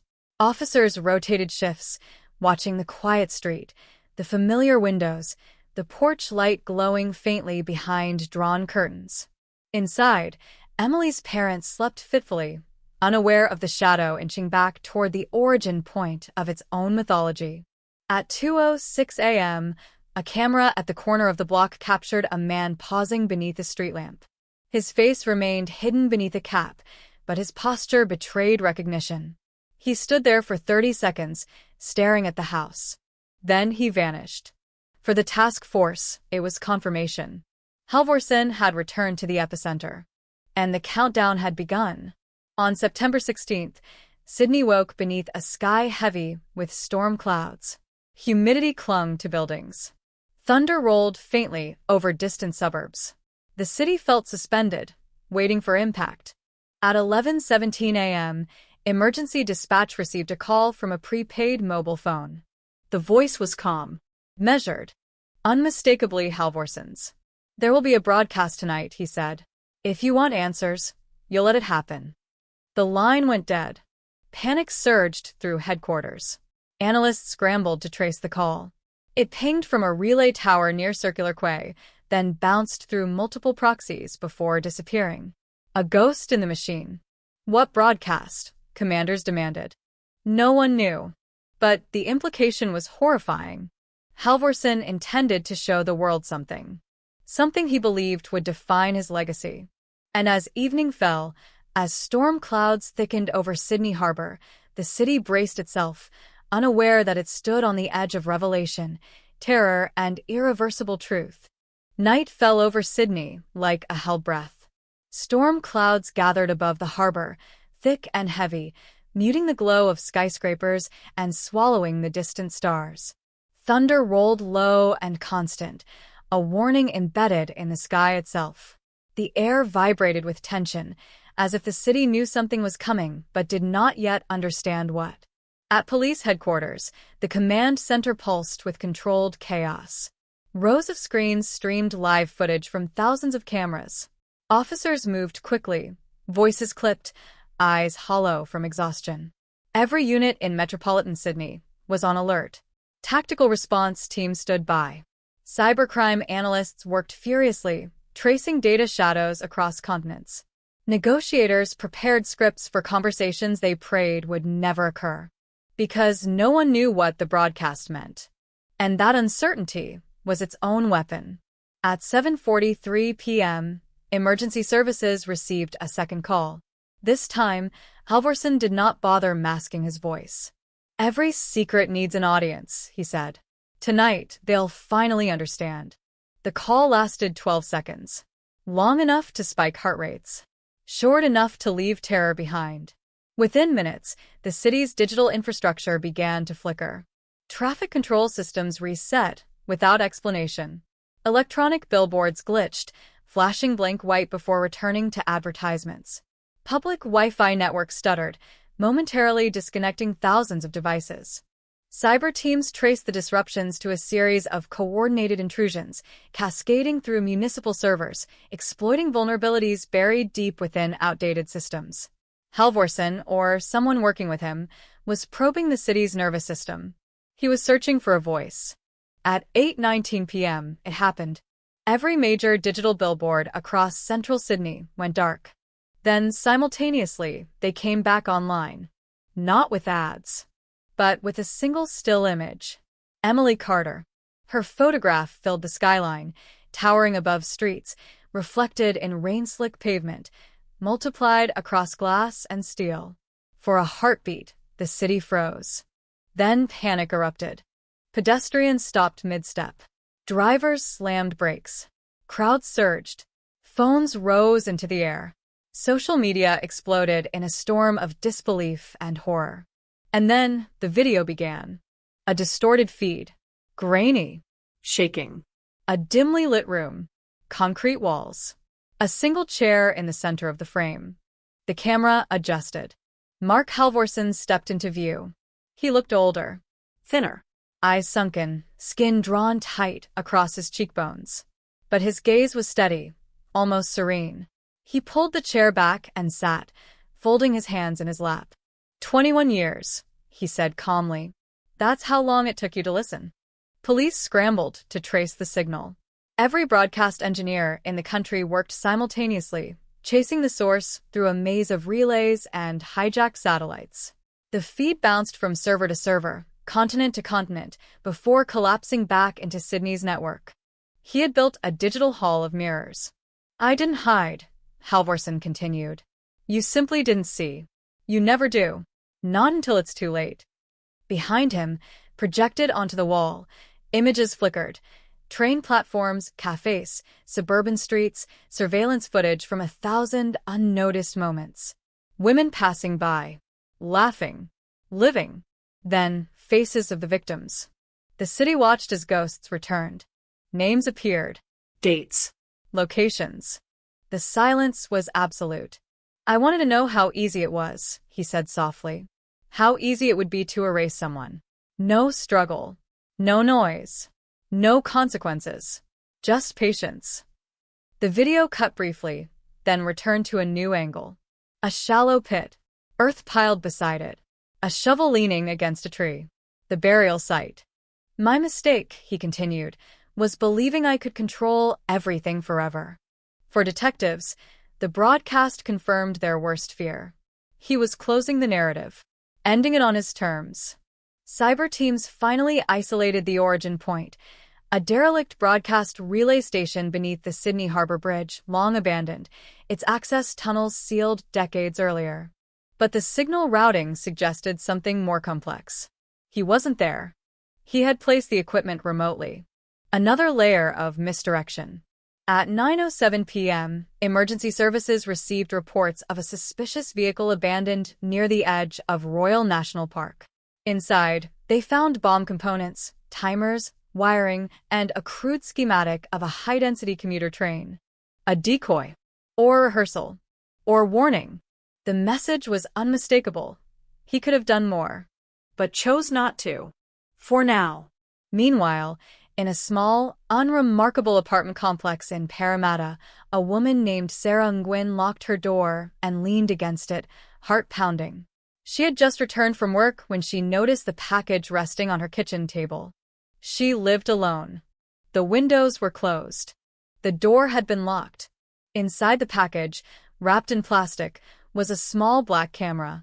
And a handwritten note. You survived me once. You won't again. Sarah had been the woman attacked on the train platform.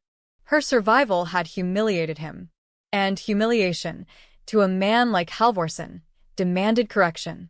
Within seconds of her emergency call, police flooded the building. Snipers took positions. Tactical units cleared stairwells. Negotiators attempted contact. No response. Thermal imaging revealed movement inside the apartment. But not where it should be. Hidden crawl spaces were discovered behind the bathroom wall, leading into the building's service ducts. A narrow, twisting network of corridors that threaded through the entire complex. A perfect escape route. As officers advanced, Halvorsen's broadcast resumed across the city. I could end this, he said. Right now. With noise. With fire. With chaos. But that wouldn't be honest. His eyes locked onto the camera. I want to be remembered. The feed abruptly cut to black. Then, across every screen, a digital timer appeared. 30 minutes. 30 minutes. No explanation. No instructions. Just a countdown. Panic erupted. Authorities evacuated train lines. Ferries halted mid-harbor. Hospitals prepared for mass casualties. Sirens screamed across suburbs. The city convulsed beneath the weight of uncertainty. In the command center, a single question burned through every mind. What happens when the timer reaches zero? And somewhere within the sprawl of Sydney, Mark Halvorsen was moving, invisible, unhurried, guiding the city toward a moment he had waited for all his life. The countdown burned across the city, like a wound that refused to close. 29 minutes and 14 seconds. 29 minutes and 13 seconds. 29 minutes and 12 seconds. Every second fell with the weight of a gunshot. Inside the command center, voices collided in overlapping streams of urgency. Analysts shouted coordinates. Tactical commanders barked orders. Engineers tore into lines of code, trying to fracture the broadcast signal, to kill the timer, to reclaim control from the man who had hijacked the city's heartbeat. But Halvorsen had anticipated resistance. Every attempt to sever the feed triggered reroutes, redundancies, cascading failovers. It was a digital hydra, cut one head and two more emerged. The countdown continued, indifferent, merciless. 27 minutes and 3 seconds. Across Sydney, public spaces emptied in waves. Trains halted. Streets clogged. Hospitals shifted into disaster protocols. Emergency shelters opened in schools and stadiums. Parents sprinted to retrieve children. Tourists huddled in hotel lobbies, eyes fixed on screens they couldn't look away from. The city had become a single organism, paralyzed by anticipation. At the Parramatta apartment complex, tactical teams crawled through ventilation shafts and service tunnels, flashlights cutting thin blades through dust and darkness. Thermal cameras tracked a single heat signature, moving with deliberate precision, slipping through gaps barely wide enough for a human body. Halvorsen was inside the walls. He emerged 2 blocks away, discarded coveralls stuffed into a trash bin, stepping into the rain as just another faceless commuter fleeing imagined danger. Within minutes, he vanished into the river of evacuees pouring through the streets. 24 minutes and 41 seconds. A breakthrough came from an unexpected direction. A junior cybersecurity analyst, buried beneath layers of streaming data, noticed an anomaly, a subtle synchronization pattern between the hijacked billboard network and a dormant satellite uplink long considered obsolete. The signal wasn't originating in Sydney. It was being bounced. The source lay offshore. Coordinates triangulated into a moving point, drifting slowly north along the coastline. A vessel. Not large. Not fast. But equipped with enough broadcasting hardware to reach every screen in the city. Naval patrols scrambled. Maritime police launched interceptors. Helicopters lifted into storm-heavy skies, rotors beating against the wind, racing to close the distance. 21 minutes and 56 seconds. The broadcast returned. Halvorsen's face filled the skyline once more, rain streaking across the lens, wind howling in the background. He stood on the deck of a small fishing trawler, the sea churning behind him. "You always assumed monsters hide," he said calmly. "But sometimes they want to be seen." Behind him, a tarpaulin fluttered, partially revealing a steel container bolted to the deck. Cables snaked from its seams. LED indicators pulsed. A bomb. The realization hit the command center like a physical blow. If detonated, the vessel could cripple shipping lanes, collapse marine infrastructure, and send shockwaves through Sydney Harbor. Not mass casualties, but symbolic devastation. A scar across the city's identity. He wasn't chasing body counts. He was carving memory. 18 minutes and 22 seconds. Negotiators attempted contact. A secure channel opened. "Mark," a voice said, steady, deliberate. "This doesn't end the way you think it does." Halvorsen smiled. "It already has." The line disconnected. 16 minutes and 10 seconds. Weather worsened. Rain lashed the harbor. Wind whipped waves into violent crests. Visibility collapsed. Helicopters struggled against turbulence. Radar struggled to maintain lock. The trawler altered course, veering toward a narrow channel threading between submerged rock formations, a place no large patrol craft could safely follow. He was funneling them. 13 minutes and 49 seconds. Inside the vessel, hidden cameras transmitted glimpses of Halvorsen's preparations. He moved with methodical calm, checking detonators, securing straps, adjusting timing circuits. No hesitation. No tremor. A man completing a ritual. 11 minutes and 32 seconds. Psychological analysts reviewed archived audio at double speed, isolating patterns, stress markers, moments where his composure fractured. They identified something subtle but critical, a fixation on proximity. He needed to be close. Not to the explosion, but to the audience. "He won't detonate offshore," one profiler said. "He'll bring it in." They tracked shipping routes, calculated drift patterns, projected possible approach vectors. One line emerged as dominant. Circular Quay. The symbolic heart of Sydney. 9 minutes and 8 seconds. Police flooded the area, evacuating ferries, sealing access points, rerouting traffic. But the harbor was too vast, too fluid. Hundreds of private vessels bobbed across the water, their movements chaotic, unpredictable. In the storm, a small fishing trawler could vanish among them like a needle in a storm-tossed haystack. 7 minutes and 54 seconds. Then, a patrol drone caught a fleeting glimpse. A silhouette against white-capped waves. Matching profile. Bearing directly toward the harbor mouth. Sirens wailed. 6 minutes and 21 seconds. Inside the command center, a second, more horrifying realization crystallized. The timer on the broadcast was not synced to the bomb. It was synced to the transmission window. When it reached 0, the feed would cut, and Halvorsen would disappear. Again. 5 minutes and 3 seconds. Negotiators reopened the channel. "Mark," the voice pleaded. "People are watching. You've already been seen." "Seen isn't remembered," he replied. "Consequences are." 3 minutes and 42 seconds. Naval interceptors closed the distance, engines screaming against the wind. Helicopters descended, spotlights slicing through rain, illuminating the churning sea. Halvorsen's vessel surged forward, its engine pushed beyond safe limits, hull shuddering under strain.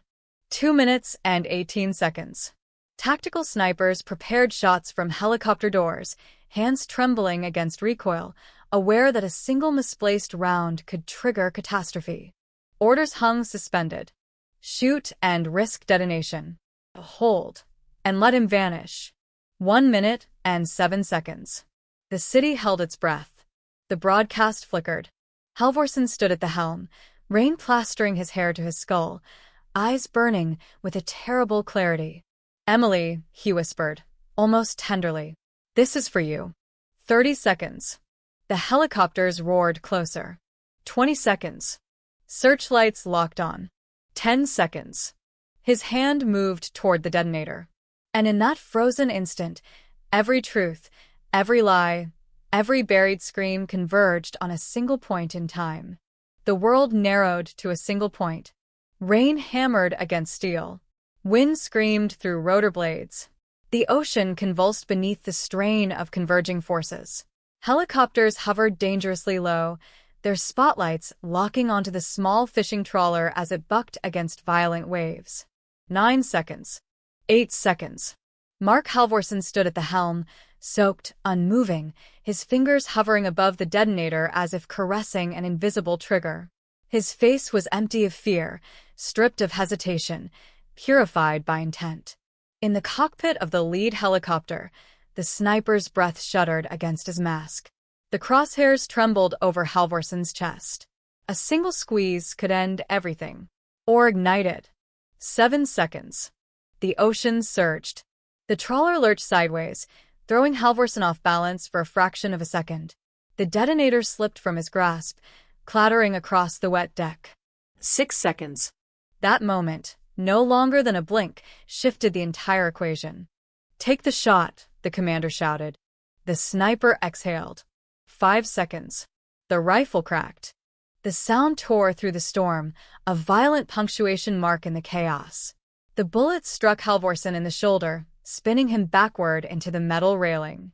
Blood burst into the rain, instantly diluted, vanishing into the sea. The detonator skidded across the deck, bouncing against the base of the steel container. For seconds, tactical ropes dropped from helicopters.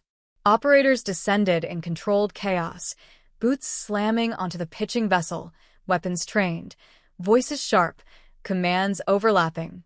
Halvorsen lay twisted near the stern, gasping, clutching his shoulder. His eyes burned with rage, disbelief, and something dangerously close to delight. 3 seconds. One operator lunged for the detonator. 2 seconds.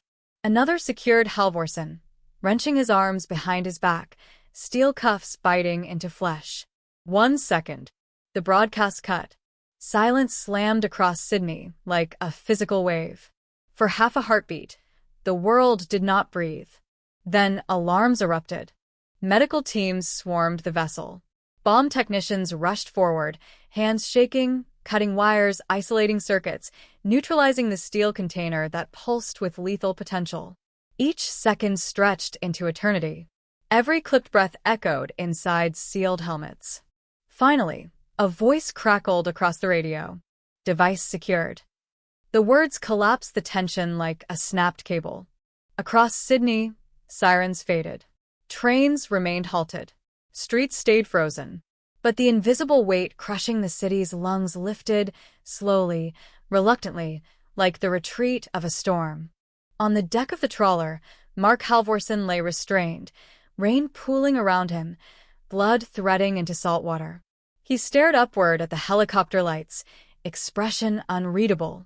They had stopped him. But the war was not over. As medics stabilized him, a detective leaned close, voice barely audible beneath the roar of engines. "Where are the others?" Halvorsen laughed. A wet, choking sound, thick with blood and triumph. "You're still behind," he whispered. He lost consciousness before he could say more. The trawler limped back toward harbor, escorted by patrol boats, helicopters carving circles above like watchful predators. News helicopters swarmed the skyline, their cameras capturing the blurred silhouette of a man who had held an entire city hostage. Within minutes, his arrest dominated global headlines. Sydney's serial killer captured after 2-decade manhunt. Cold case architect arrested at sea. City saved in final seconds. But behind the celebration, behind the relief, a darker realization crept through the task force. Halvorsen had said, "the others." In the interrogation room, hours later, he sat wrapped in bandages, pale beneath harsh fluorescent lights. A recorder blinked red. Detectives watched him through one-way glass, waiting for the storm inside him to break. When he finally spoke, his voice was soft. "You think this ends with me," he said. "That's the mistake you always make." They pressed him, demanded names, locations, dates, numbers. He smiled. "Some stories," he whispered, "are better unfinished." But the evidence they seized from his offshore servers told a different story. Hundreds of files, encrypted maps, coordinates, dates stretching back decades. Some marked in red, some in black, some crossed out, others circled. One folder bore a single title, Unresolved. Inside were locations never searched, names never connected, faces never identified. The implication was devastating. Emily Carter had not been alone. And even now, long after Halvorsen's capture, some of his secrets still lay buried, waiting to be unearthed. Or never found at all. The city exhaled, but the air remained poisoned. In the hours following Halvorsen's capture, Sydney stood suspended between relief and dread. Trains slowly resumed service. Roads reopened. Offices flickered back to life. Cafes filled with muted conversations, voices low, eyes restless. People spoke in fragments, half-sentences, as though fully articulating what had nearly happened might summon it back. But inside police headquarters, the storm was only beginning. The interrogation room was sterile, windowless, stripped of warmth. Fluorescent lights hummed faintly overhead. A single metal table divided Mark Halvorsen from the detectives. His shoulder was heavily bandaged. His hands trembled slightly, not from fear, but from blood loss and adrenaline withdrawal. Yet his eyes remained unnervingly lucid, tracking every movement, every blink, every breath. The recorder blinked red. "Start from the beginning," the lead detective said quietly. Halvorsen leaned back, exhaling through his nose, as if savoring the moment. "There is no beginning," he replied. "Only patterns." They pressed him on the burial site, on Emily, on the others. Names, dates, methods, motives. Each question met with calculated evasion. He spoke in riddles, fragments, philosophical detours. Control remained his currency, and he spent it sparingly. But the data they had seized did not lie. Forensic teams worked around the clock, decrypting servers, reconstructing timelines, layering one hidden life atop another. What emerged was not the profile of a lone predator acting in isolation, but a sprawling web of surveillance, logistics, and preparation that spanned decades and crossed continents. Halvorsen had lived multiple lives. Different names, different occupations, different cities. Yet his patterns never changed. He selected women on the margins of routine. Shift workers, students, night commuters, those whose disappearances could dissolve into urban noise. He tracked them obsessively, mapped their movements, noted emotional vulnerabilities. He documented everything. The archive revealed over 100 women photographed across Australia and Southeast Asia. Of those, 17 were marked in red. Confirmed victims. 12 names were unknown. No records. No missing persons reports. No digital trace. Just faces. And dates. Investigators understood instantly what that meant. There were families who did not yet know they were missing someone. There were lives erased so completely that no one had noticed. The weight of that realization crushed even the most seasoned officers. Search operations exploded outward. Coordinates pulled from the unresolved folder led to remote bushland, abandoned industrial zones, mangrove swamps, forgotten farmland. Excavation teams descended. Dogs tracked faint scents. Ground-penetrating radar scanned layers of earth. Each location held the promise of closure and the threat of horror. In a dry riverbed west of Dubbo, they found skeletal remains wrapped in plastic and electrical tape. In an abandoned quarry near Grafton, they uncovered fragments of clothing and bones scattered among collapsed rock. In the outskirts of Darwin, beneath a derelict shed, they discovered a shallow grave concealed beneath layers of concrete and scrap metal. Every discovery tore open another wound. Families were notified. Mothers collapsed. Fathers stared in stunned silence. Siblings confronted the unbearable duality of grief and relief. Relief that uncertainty had ended, grief that it had ended this way. And still, Halvorsen refused to cooperate. He watched the news footage from his cell, eyes bright, absorbing the devastation as though it nourished him. Each confirmation of remains seemed to feed his ego, his sense of cosmic authorship over human lives. "You're helping us now," a detective snapped during one interrogation. "Whether you like it or not." Halvorsen smiled faintly. "No," he replied. "You're helping me finish." The psychological teams understood the danger. Every headline, every press conference, every whispered rumor fed his narrative. To him, exposure was immortality. Silence would have been his true punishment. And yet, silence was impossible. The public demanded answers. How many? Where? Why? But the deeper investigators went, the more fractured the picture became. Some of the coordinates yielded nothing. No remains. No evidence. Just disturbed soil, suggestive patterns, traces too faint to confirm. Either Halvorsen had moved bodies, or some of his victims were never buried at all. The possibility lingered like a toxic fog. Then, a breakthrough shattered the fragile equilibrium.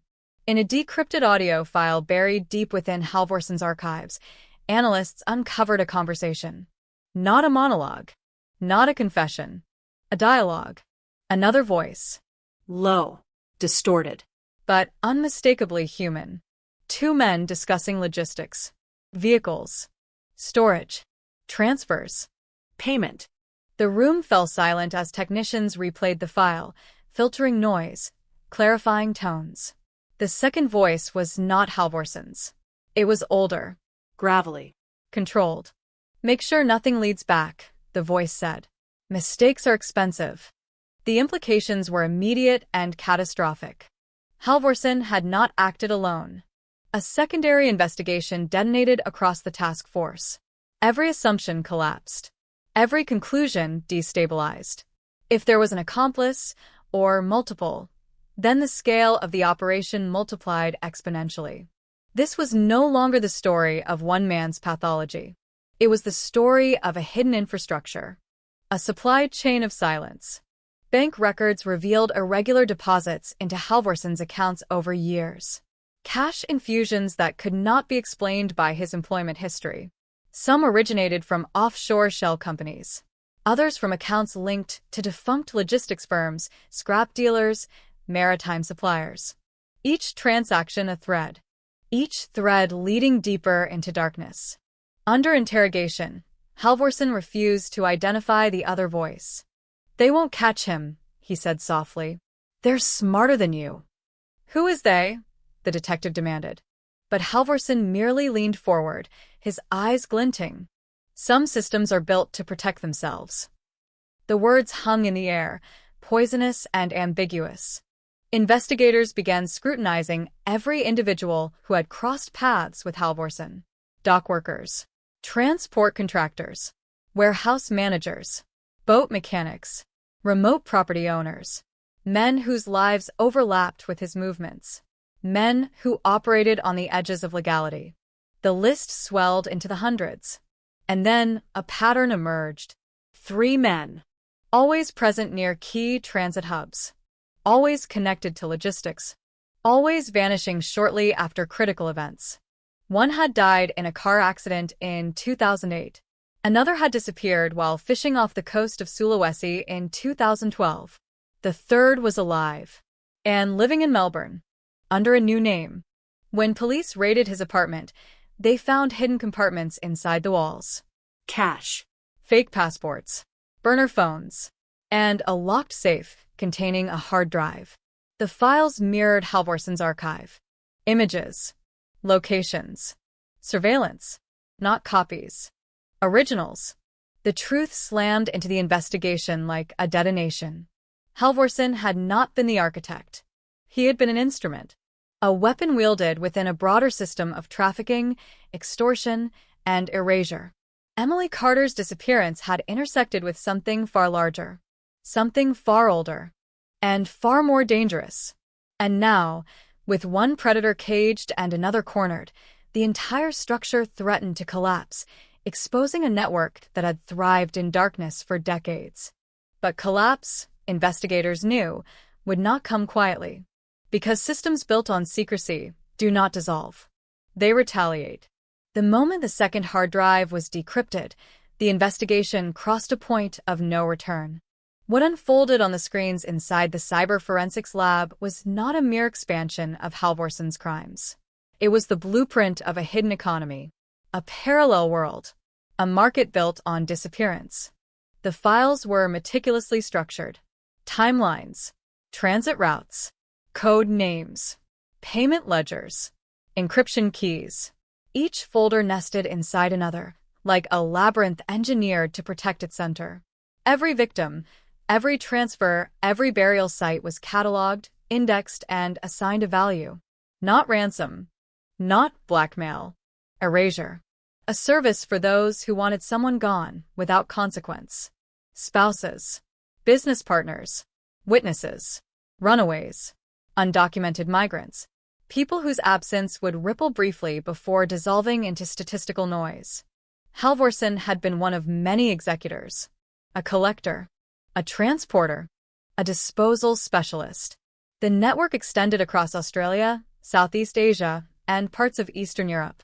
It relied on corrupt logistics companies, shell charities, falsified adoption agencies, offshore medical clinics, and dark web intermediaries. Each node operated independently, insulated from the others, ensuring that no single failure could expose the whole. Until now, investigators realized they were no longer dismantling a serial killer's legacy. They were pulling threads from a living machine, and the machine was beginning to move. The first warning came as a death.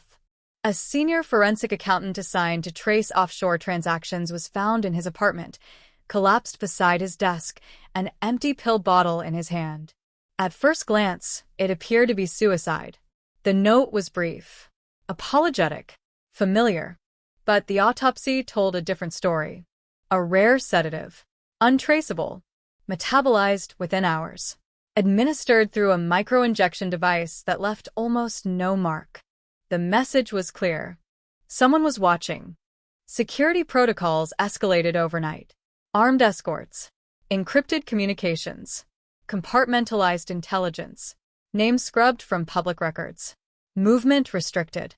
Yet fear seeped through every corridor. Because the deeper investigators dug, the more names surfaced, names that did not belong to criminals, but to executives, politicians, military contractors, and medical administrators. Men and women whose public reputations were spotless, whose private footprints led into darkness. One file in particular froze the room. A ledger labeled Patrons. It contained transaction histories tied to offshore accounts and anonymous trusts. Each entry correlated with a disappearance. Each line was a receipt. Some payments exceeded 7 figures. One name appeared 3 times. A prominent Sydney developer, a philanthropist, a donor to hospitals and universities. Another entry traced back to a European defense contractor with offices in Brisbane. And one code matched a parliamentary aide. The implications staggered the task force. This was not a criminal ring operating beneath society. It was woven into it. When arrest warrants were prepared, pressure began almost immediately. Calls from government offices, requests for delay, appeals for discretion, warnings about diplomatic consequences, national security implications, trade agreements, political fallout. The investigation had become radioactive. And then the leaks began. Names from sealed warrants surfaced in tabloids. Internal memos appeared on fringe websites. Anonymous threats flooded inboxes. One detective's teenage son received a message containing their home address and school schedule. The system was fighting back. Inside his cell, Halvorsen watched the chaos unfold with something like amusement. "They're panicking," he told a psychiatrist. "That means you're close." When pressed, he revealed fragments, hints, half-confessions. Enough to widen the net, not enough to finish the hunt. "There's a core," he whispered. "You won't reach it. No one ever does." But the pressure was relentless. Raids tore through warehouses, offices, dockyards, clinics, data centers. Dozens were arrested, hundreds interrogated, petabytes of information seized. With each operation, more victims were identified. People long presumed missing by families. Others never reported. Some never known. Their stories emerged in scattered fragments: trafficked laborers, silenced witnesses, coerced migrants, abused runaways, disposable lives erased for profit and convenience. The emotional toll on investigators was devastating. Many broke down. Some resigned. Others hardened. Sleep became impossible. The weight of knowing how easily humans could be erased reshaped every interaction, every relationship, every moment of trust. But the greatest shock was yet to come. During forensic reconstruction of Halvorsen's earliest archives, analysts uncovered a buried file dating back to 1997. A simple spreadsheet. Crude. Unsophisticated. It contained only 5 entries. The first 4 were names later confirmed as victims. The 5th entry read, Emily Carter, Anomaly. Beside her name, a single note, not authorized. The room fell silent. Emily's disappearance had not been sanctioned by the network. It had not been commissioned. It had not been paid for. She had been taken outside protocol. For personal reasons. For obsession. For impulse. Halvorsen had crossed the system's boundaries. And in doing so, he had destabilized it. Emily's case, once assumed to be part of a massive hidden operation, now stood apart, a rogue act that exposed the entire machine. Which meant something even darker. If the network had not ordered Emily's death, then someone else had. Or Halvorsen had acted alone. And if he had acted alone once, he could have acted alone many times. Investigators reclassified dozens of cases. Some murders previously attributed to the network now bore the signature of personal fixation. Not profit, not contract, but desire.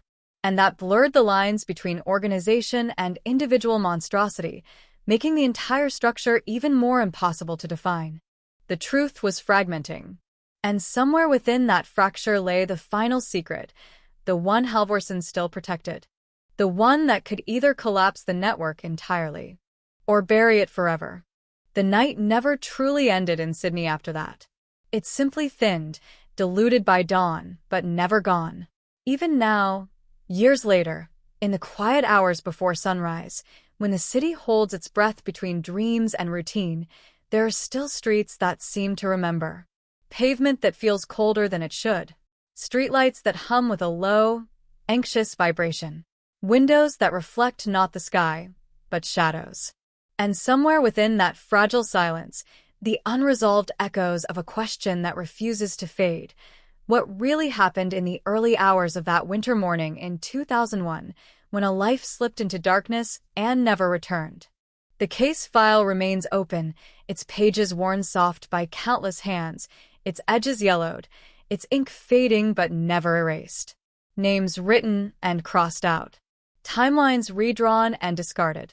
Photographs studied until they blur into abstraction. Transcripts of interviews that trail off into silence. The city has changed, but the case has not. New buildings rise where old ones once stood. Cafes replace shuttered storefronts. Lanes once deserted now glow with neon and late-night crowds. Yet beneath the layers of paint and progress, the memory of that night lingers, embedded like a scar beneath healed skin. Those who worked the case carry it with them, even after retirement, even after the badges are returned and the desks cleared. They speak of it rarely, and when they do, their voices lower, their sentences fragment. They describe the feeling of walking away at the end of a shift, knowing the truth remained somewhere just beyond reach. They remember the weight of unsent answers, the way the unanswered questions followed them home, into their dreams, into the quiet moments when exhaustion stripped away distraction and only doubt remained. Families, too, endure a different kind of sentence, one measured not in years but in anniversaries. Each passing date reopens wounds that never closed. Each birthday becomes a reminder of absence. Each holiday is split between celebration and grief. They live suspended between hope and resignation, between the belief that one day there will be clarity and the fear that clarity has already been lost forever. They learn to exist in a world where closure is a word, not a reality. The community bears its own burden. For a time, the neighborhood was defined by fear, its streets mapped not by landmarks, but by rumors. People double-locked their doors. Parents tightened their grip on their children's hands. Strangers were viewed with suspicion, every unfamiliar face a potential threat. Conversations turned inward, voices hushed, glances exchanged. Even as the years passed and daily life resumed, something remained unsettled, a collective awareness that safety is fragile and certainty an illusion. And then there are the fragments, the pieces that never quite fit, yet refuse to disappear. The anonymous call placed in the dead of night, offering a detail both precise and impossible to verify. The blurred figure captured at the edge of a grainy security frame, frozen forever in ambiguity. The discarded object found in an alley weeks later, its significance debated endlessly, its origin uncertain. Each fragment is a spark, igniting fresh waves of speculation, rekindling hope, reopening old wounds. Investigators chased these sparks across years and continents. They traveled to remote towns and distant cities. They questioned acquaintances long since dispersed, tracked down old addresses, followed rumors that led only to silence. They reconstructed movements minute by minute, plotted possible routes, tested every conceivable scenario. Accidents, crimes of opportunity, calculated acts, desperate mistakes. Each theory rose and collapsed under scrutiny, leaving behind only more questions. Technology advanced.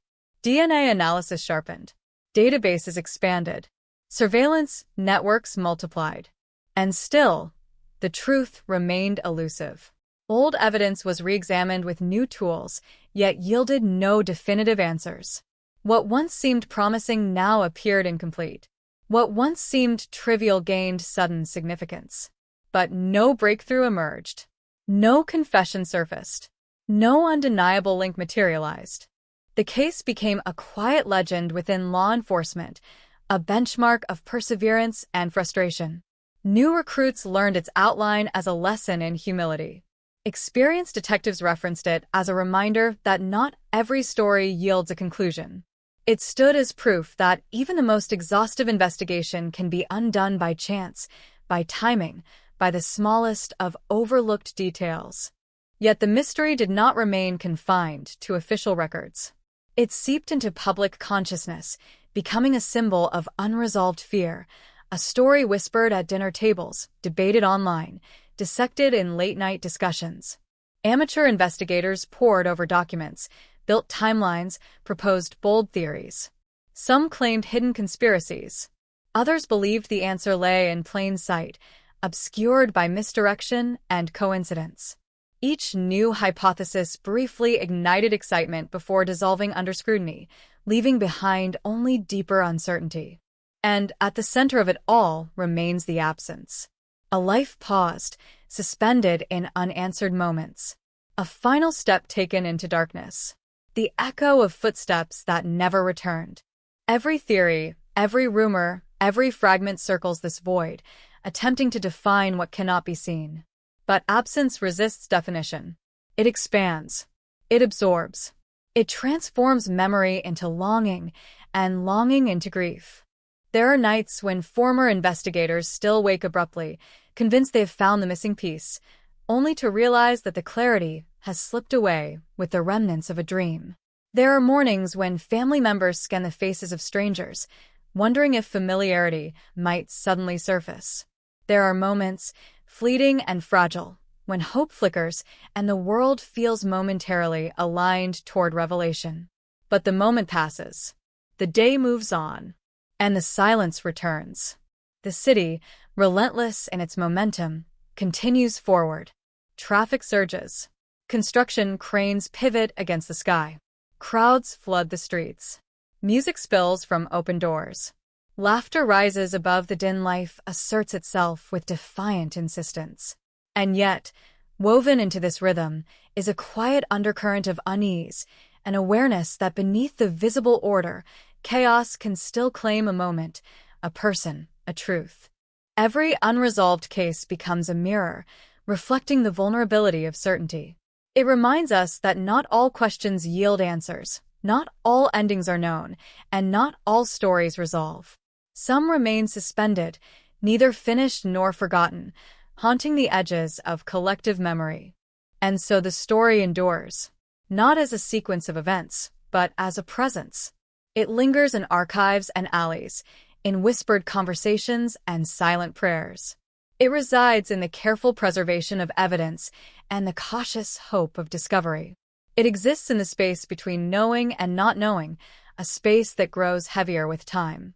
Perhaps one day, a voice will emerge from the shadows, carrying the weight of confession. Perhaps a forgotten record will surface, a fragment aligning with another to form a sudden, undeniable clarity. Perhaps the truth waits, patient and intact, for the moment when it can no longer remain hidden. Or perhaps the city will continue to live with this absence, carrying it forward like a scar that fades but never disappears. Until that moment arrives, the cold case remains exactly what it has always been, a question suspended in time, a story without an ending, a chilling truth that still leaves police, families, and an entire city speechless. The file should have closed years ago. By every procedural standard, by every metric of probability, the investigation should have settled into archival silence, another unresolved chapter filed away beneath layers of dust and resignation. But some cases refuse that fate. They persist. They wait. They breathe quietly in the dark, drawing strength from unanswered questions and half-forgotten details, as if time itself were merely another obstacle to overcome. In Sydney, the echoes of that winter night in 2001 still ripple through the city's veins, surfacing unexpectedly, uninvited, demanding attention long after most believed the story had reached its end. There are streets where footsteps slow, where passing strangers glance over their shoulders without knowing why. There are cafes where conversations pause when the subject drifts too close to that unresolved memory. There are homes where a chair remains unoccupied, untouched, a silent witness to decades of absence. The city lives around these voids, builds upon them, pretends they do not exist, yet they remain, embedded in the collective subconscious, impossible to erase. Every few years, the case stirs. A tip arrives. A letter with no return address. A message typed in shaky grammar, sent from an untraceable account. Each time, anticipation rises, cautious, but undeniable. Each time, Detectives reopen old boxes, spread faded photographs across new desks, trace timelines with fresh eyes. Each time, hope flickers. And each time, the trail fades once more into ambiguity, leaving behind only deeper exhaustion. Some tips are cruel in their precision, describing details that suggest intimate knowledge, yet offering no proof, no path forward. Others are hopelessly vague, shaped more by imagination than fact. But every one of them forces a reckoning, compelling investigators to revisit the same questions, to test the same assumptions, to doubt conclusions once considered stable. The case resists certainty, reshaping itself with every new fragment, refusing to be pinned down. Advances in forensic science promise clarity, yet often deliver only complexity. DNA profiles generate potential matches across continents, each requiring verification, elimination, confirmation. Old fibers, once dismissed as contamination, now warrant careful re-examination. Digital reconstructions attempt to recreate moments long lost, mapping shadows and reflections, calculating trajectories, simulating scenarios. The past is dissected with modern precision, yet the truth remains stubbornly beyond reach. For those who continue to search, the pursuit becomes less about resolution and more about obligation. They speak of duty, of responsibility to the absent, to the families, to the city itself. They refuse to accept that time should diminish the urgency of justice. They believe, fiercely and perhaps irrationally, that every unanswered case represents a failure not of effort, but of opportunity, and that opportunity may yet return. Family members grow older beneath the weight of waiting. Hair turns gray. Hands tremble. Voices soften. But the memories remain as sharp as ever, preserved in photographs and stories, in rituals repeated year after year. They recall laughter, habits, small details no report could capture. They remember the warmth of presence, the comfort of routine, the unspoken assurances of tomorrow. These memories become both solace and torment, reminders of what was and what was stolen. In private moments, they imagine endings. Some envision reunion, improbable yet irresistible. Others brace themselves for confirmation of loss, believing that even painful certainty would be preferable to endless doubt. They live suspended between these extremes, unable to move fully forward, unwilling to surrender the past. Their lives become acts of endurance, measured in anniversaries and unanswered prayers. The community, too, carries the story forward, passing it down through generations. Younger residents learn of it not through headlines, but through whispered anecdotes, through parents' warnings and teachers' cautionary tales. It becomes a reference point, a symbol of vulnerability, a reminder that danger does not always announce itself. In this way, the case transcends its origins, evolving into urban legend, moral lesson, and collective trauma all at once. And somewhere, perhaps, the truth exists in a single memory, a single conscience, a single hidden artifact waiting to be discovered. Perhaps it lies buried beneath layers of fear and denial, suppressed for decades, waiting for the moment when the burden becomes too heavy to carry. Or perhaps it was lost forever in the chaos of that night, dissolved into randomness, leaving behind only fragments that can never be assembled into coherence. Time has a way of blurring edges, softening contours, erasing details. But it also sharpens longing, deepens regret, intensifies the need for answers. The longer the silence stretches, the more oppressive it becomes, until the absence itself feels louder than any confession. In this tension between forgetting and remembering, the case persists, suspended, unresolved. Some nights, the city seems to listen. Wind moves through empty lanes. Rain darkens the pavement. Neon signs flicker. And in these moments, when the noise recedes, when the world slows just enough, it almost feels as though the past is poised to speak, as though a revelation hovers at the threshold of awareness. But the moment passes. The city exhales, and the silence returns. The cold case remains not merely an investigation, but a presence, a reminder of fragility, of uncertainty, of the limits of control. It teaches restraint and humility. It warns against complacency. It stands as proof that even in an age of technology and surveillance, mystery can endure, unyielding and absolute. And so the story continues, not with resolution, but with persistence. In every reopened file, in every quiet vigil, in every unanswered question that refuses to fade. The night of 2001 has never truly ended. It lingers, suspended between memory and reality, a chilling truth that still drifts through Sydney's streets, leaving behind only echoes and a silence that grows heavier with every passing year.